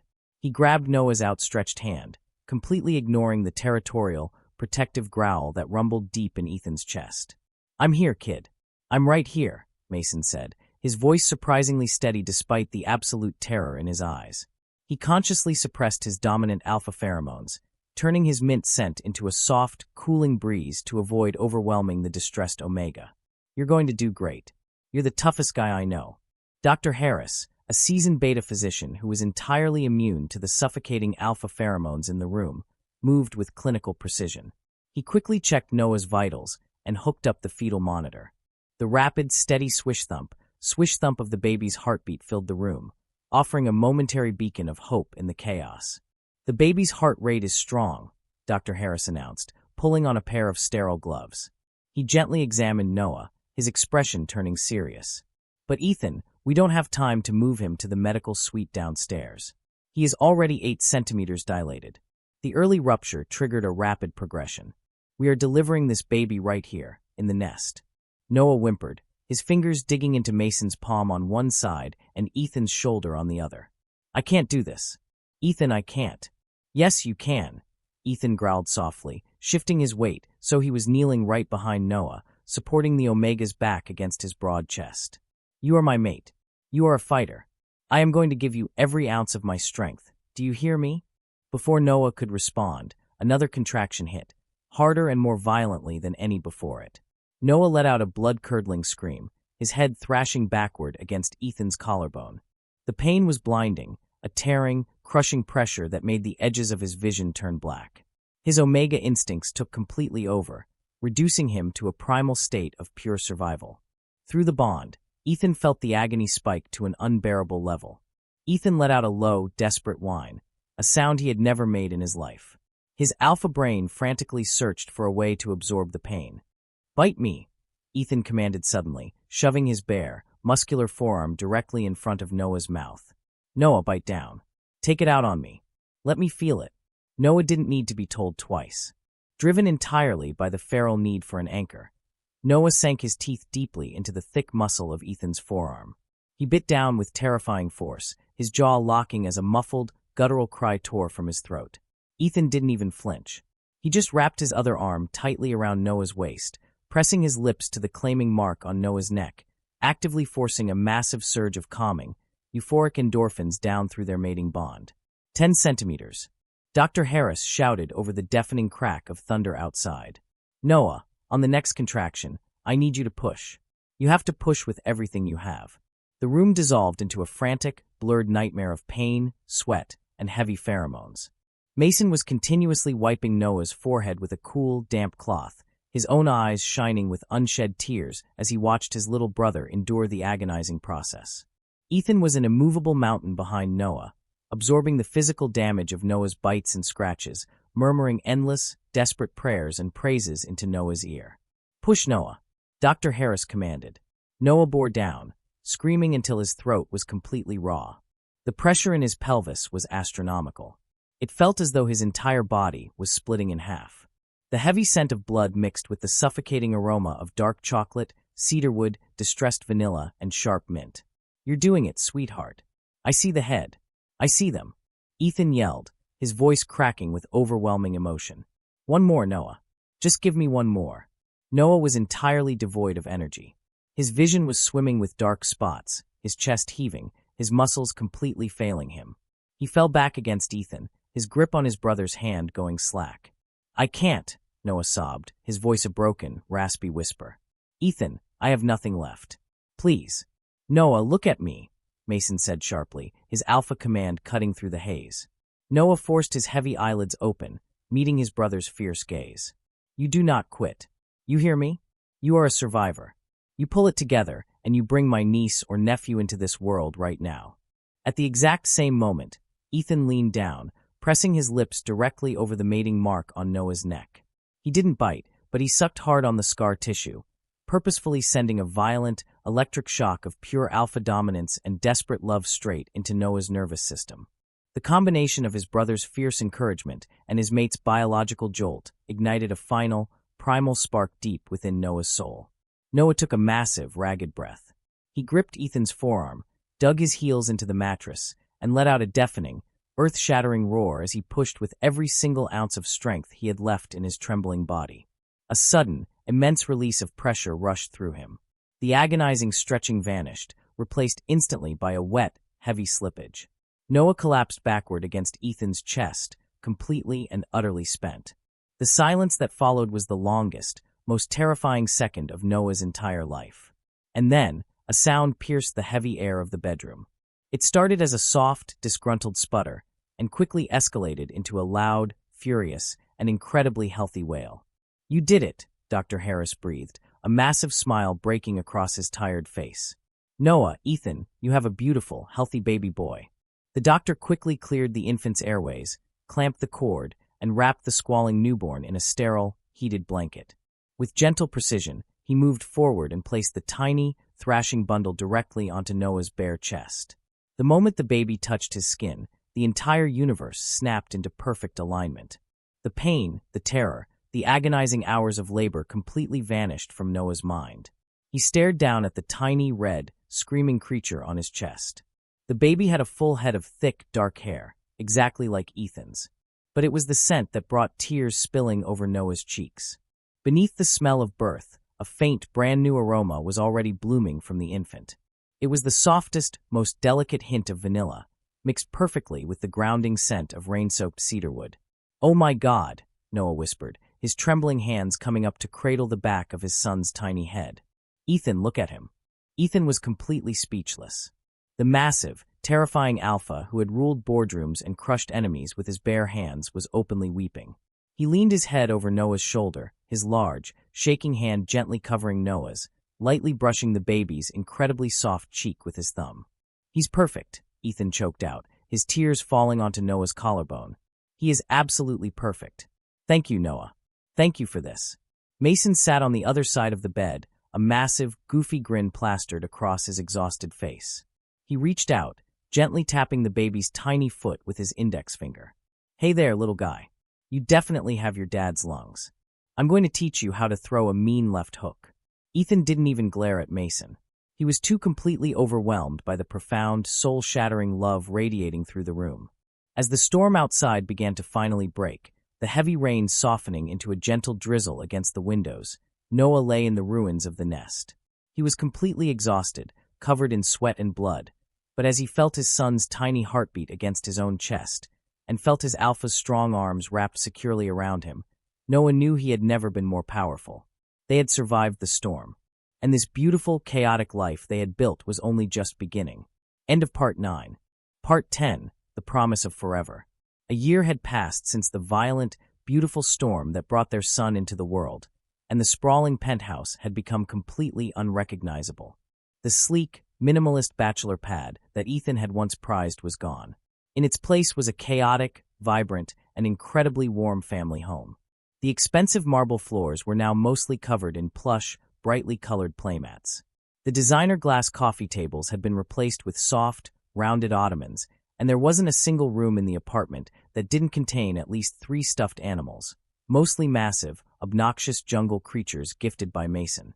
Noah stood in the center of the sunlit kitchen, a soft, contented smile playing on his lips as he watched the scene unfolding in the living room. Baby Leo was a staggering force of nature. At 12 months old, he was already displaying an abundance of energy that terrified Noah and absolutely delighted the 2 alphas in his life. Leo had inherited Ethan's thick, dark hair and strong jawline, but he had Noah's bright, expressive eyes and a sweet, infectious giggle that could completely neutralize even the most aggressive alpha pheromones in a 3-mile radius. Currently, Leo was sitting on the carpet, furiously shaking a plastic rattle at Mason, who was dramatically pretending to be mortally wounded by the noise. "Ah, he got me," Mason groaned, clutching his chest and falling backward onto the sofa. The mighty Leo strikes again. The alpha is down. Leo shrieked with laughter, clapping his chubby little hands together. Sitting on the floor beside the playmat, Ethan let out a deep, rumbling chuckle. The massive alpha, who spent his days ruthlessly dominating corporate boardrooms, was currently wearing a slightly wrinkled t-shirt and had a small, pink plastic tiara resting crookedly on top of his head, a casualty of their earlier playtime. Ethan looked up, his dark eyes instantly locking onto Noah across the room. Even after a year, the mating bond between them still sparked with a profound, magnetic intensity.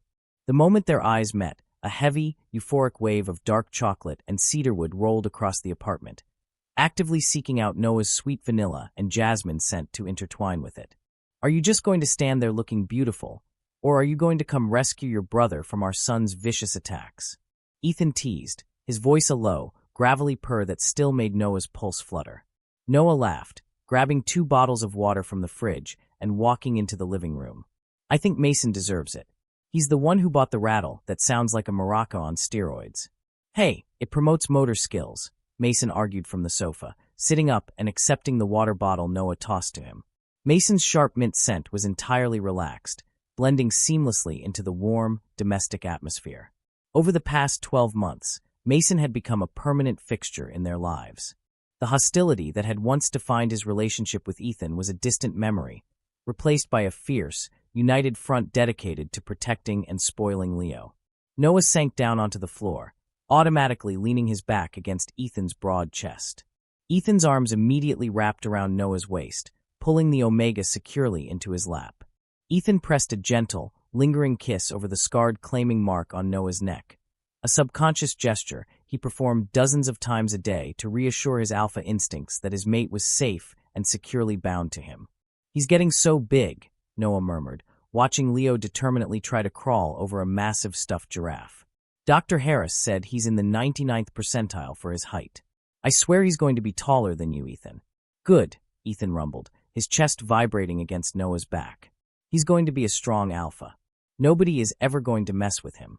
Or he could be a strong Omega, or a brilliant Beta," Noah gently corrected, tilting his head back to look at Ethan. "We don't care what he presents as, remember?" Ethan's gaze softened instantly.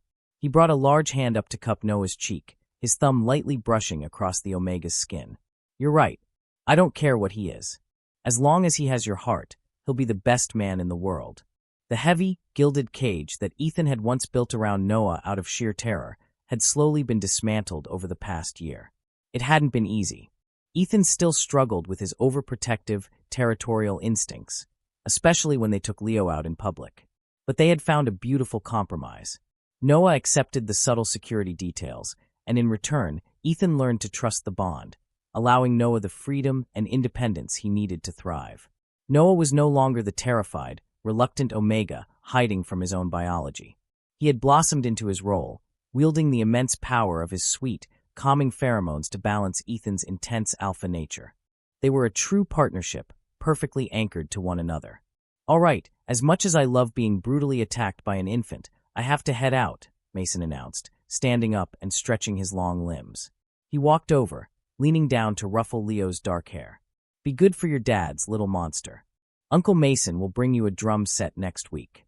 "Mason, I swear to God, if you bring a drum set into this house, I will change the biometric locks," Ethan threatened without any real heat behind the words. Mason just grinned, waving over his shoulder as he headed for the private elevator. "See you guys later." Once the doors chimed shut, a quiet, peaceful stillness settled over the penthouse.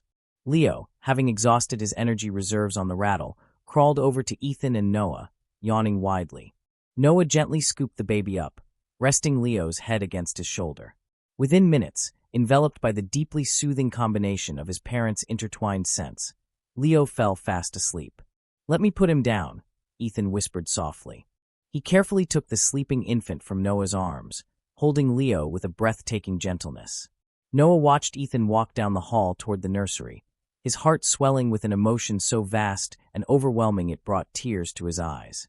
He thought back to that rainy Friday evening over a year ago, when he was just an invisible beta hiding in a book, completely unaware that the arrogant alpha tormenting him would become the absolute center of his universe. A few minutes later, Ethan returned. He didn't sit back down on the floor. Instead, he walked over and extended a hand toward Noah. "Come with me," Ethan said, his voice unusually soft, a strange, nervous energy suddenly spiking through the mating bond. Noah frowned slightly, taking Ethan's massive hand and letting the alpha pull him to his feet. "Is everything okay? You feel anxious." "I'm fine. Better than fine," Ethan promised, leading Noah toward the glass doors that opened out onto the penthouse's sprawling, private rooftop terrace. The late afternoon sun was beginning to set, casting a breathtaking, golden-pink glow over the city skyline. The terrace was beautifully landscaped with lush greenery, climbing ivy and small, blooming jasmine bushes that Ethan had specifically planted because they mirrored the sweetest notes of Noah's scent. Ethan led Noah to the center of the terrace, overlooking the spectacular view. The warm evening breeze ruffled their hair, carrying the distant, muted sounds of the city far below them. Ethan turned to face Noah, taking both of the Omega's hands in his. The Alpha's dark eyes were shining with an intensity that took Noah's breath away. "Noah," Ethan began, his deep voice trembling ever so slightly. "A year ago, when you woke up in my nest, you changed the entire trajectory of my existence. I was a man who thought he had everything: power, wealth, control. But I was completely empty. I was hollow until the moment your scent hit me." Noah felt his heart begin to hammer against his ribs. The bond was practically singing, vibrating with a wave of profound, absolute devotion pouring straight from Ethan's soul. "You broke my arrogance," Ethan continued, taking a step closer. "You taught me how to surrender. You trusted me with your life, your body, and your heart when I gave you every reason not to. You gave me a family. You gave me Leo." Ethan slowly released one of Noah's hands, reaching into the pocket of his sweatpants. Noah gasped, his hands flying to cover his mouth as Ethan smoothly dropped to one knee on the wooden decking of the terrace. "You are my mate. You are my Omega. Our souls are permanently tied together, and I wouldn't trade that bond for anything in this universe," Ethan said, looking up at Noah with eyes full of sheer, unadulterated love. He pulled a small, velvet box from his pocket and popped it open. Inside rested a stunning, elegantly crafted platinum ring, set with a brilliant, flawless diamond that caught the golden light of the setting sun. "But I want the world to know, too," Ethan whispered, his voice cracking with emotion. "I want to stand in front of our family and make a vow to you that goes beyond biology. I want to choose you every single day for the rest of my life. Noah, will you marry me?" Tears spilled over Noah's cheeks, hot and fast. He didn't even try to wipe them away. The overwhelming, crushing joy welling up inside him was so bright it physically ached. He looked down at the massive, powerful alpha kneeling before him, completely stripped of his pride, offering his entire heart on a silver platter. "Yes," Noah sobbed, dropping to his knees so he was at eye level with Ethan. He threw his arms around Ethan's neck, burying his face in the alpha's shoulder. "Yes, Ethan. Of course I will. Yes." Ethan let out a ragged, breathless laugh, his massive arms wrapping fiercely around Noah's waist, burying his face in the Omega's neck. He pulled back just enough to slip the cool metal of the ring onto Noah's trembling finger. It fit perfectly. Ethan cupped Noah's face, pulling him into a deep, desperate, and incredibly tender kiss. The world around them faded into nothingness, leaving only the heat of their intertwined bodies, the heavy, perfect blending of vanilla, jasmine, chocolate, and cedarwood, and the absolute certainty that they were exactly where they were always meant to be. 3 months later, The backyard of Mason and Noah's childhood family home was transformed into a fairy tale. It was a small, intimate ceremony, far away from the flashing cameras and corporate sharks of Ethan's world. Delicate string lights were woven through the branches of the old oak trees, and the air was filled with the scent of fresh roses and the lingering, warm hum of happy pheromones. Noah stood at the altar, looking absolutely ethereal in a tailored, flowing white suit that perfectly complemented his slender frame. The permanent claiming mark on his neck was proudly displayed, a badge of honor and a symbol of his survival and strength. Mason stood right beside him as his best man, looking surprisingly dashing in a dark suit, his usual sharp alpha edges completely softened by the massive, goofy grin on his face. In Mason's arms was a babbling, sharply dressed baby Leo, who was currently trying to eat the lapel of his uncle's tuxedo. When the acoustic guitar began to play, Noah turned his head, and his breath completely hitched. Walking down the aisle toward him was Ethan. The alpha looked devastatingly handsome in a classic black tuxedo, but it wasn't the clothes that made Noah's heart race. It was the look in Ethan's eyes.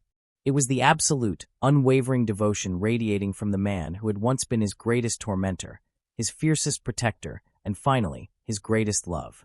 As Ethan reached the altar, he reached out, taking both of Noah's hands in his. The alpha's hands were remarkably warm, grounding Noah completely. The ceremony was short, sweet, and filled with tears. When it was time for the vows, Ethan didn't use a piece of paper. He just looked deeply into Noah's eyes, the mating bond fully open between them. "I promise to protect you from the storm," Ethan whispered, his voice carrying clearly in the quiet yard. "But you became my anchor. You are my light, my omega, and my everything. I love you, Noah." Noah smiled, squeezing Ethan's hands, his own voice steady and full of profound strength. "You broke down my walls, and you gave me a home I never knew I needed.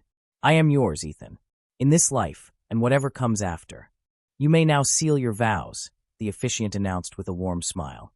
Ethan didn't hesitate. He pulled Noah flush against his chest, wrapping his arms securely around the Omega's waist. He leaned down, capturing Noah's lips in a breathtaking, passionate kiss that drew a loud cheer from Mason and a happy, giggling squeal from baby Leo. As they broke the kiss, resting their foreheads together, the heavy, beautiful scent of their blended pheromones washed over the crowd. Noah closed his eyes, leaning into the solid, unshakable warmth of his alpha husband. His life hadn't been a quiet, uneventful straight line. It had been shattered, broken, and violently rebuilt by a biological destiny he never asked for. But as Ethan's thumb gently stroked his cheek, and the distant sound of their son's laughter echoed in the warm evening air, Noah knew he wouldn't change a single second of it. He had found his pack. He had found his home. And this time, it was forever. End of story. Wow, just wow. Take a deep breath with me, everyone. What an absolute roller coaster of emotions that was. You've reached the end of the story, and I just want to say a massive thank you for staying with me all the way to the finish line right here on your BL Boyfriend. If your heart is beating as fast as mine right now, then you know exactly how intense Noah and Ethan's journey truly was. I mean, let's just take a moment to really break down what we just experienced. We started with this incredible, thick tension. We had Noah, completely convinced he was just a regular, invisible beta, and Ethan, this towering, arrogant alpha, who couldn't understand why he was so obsessively drawn to his best friend's little brother. The way this story transitioned from that classic enemies to lovers, teasing into a desperate, feral fight for survival, was just beautifully written. When Noah had his late presentation and that vanilla and jasmine scent flooded the apartment, honestly, I had goosebumps. The sheer panic, the raw instinct, and the way Ethan instantly dropped his arrogant front to become the ultimate, devoted protector, that is top-tier alpha behavior right there. And we cannot forget about Mason. Let's give a huge round of applause for Mason. He went from a fiercely angry, overprotective older brother, ready to literally fight his best friend, to being the absolute coolest, most supportive uncle to baby Leo. Their character growth as a family unit was just so incredibly heartwarming to watch. The rooftop proposal? The wedding. My heart is completely melted. But enough about what I think. I want to turn this over to you guys, because I am dying to know your thoughts. Let's have a chat in the comments below. First off, what was your absolute favorite moment in this story? And I have a serious question for you. If you were in Noah's shoes during that terrifying first heat, with two massive alphas fighting outside your bedroom door, how would you have reacted? Would you have stayed hidden, or would you have surrendered to the bond immediately? Also, tell me how you felt about Ethan's gilded cage era during Noah's pregnancy. Did his overprotective, possessive alpha energy make you swoon, or would you have been just as frustrated and stir-crazy as Noah was? And finally, do you guys want to see a story about Mason? Because I feel like our favorite protective uncle definitely needs to find an Omega of his own. Let me know if you want a spin-off. Please, drop all your thoughts, feelings, and answers down in the comments below. I read every single one of them, and I love talking with you guys. If this story made you smile, made your heart race, or gave you all the Omegaverse butterflies, please do me a huge favor and hit that like button. It really helps the channel grow. And if you haven't already, make sure to hit subscribe and turn on that notification bell so you never miss a new story from your BL boyfriend. Thank you so much for watching, for listening, and for being such an amazing community. You guys are the best. Drink some water, take care of yourselves, and I will see you in the next beautiful story. Bye for now.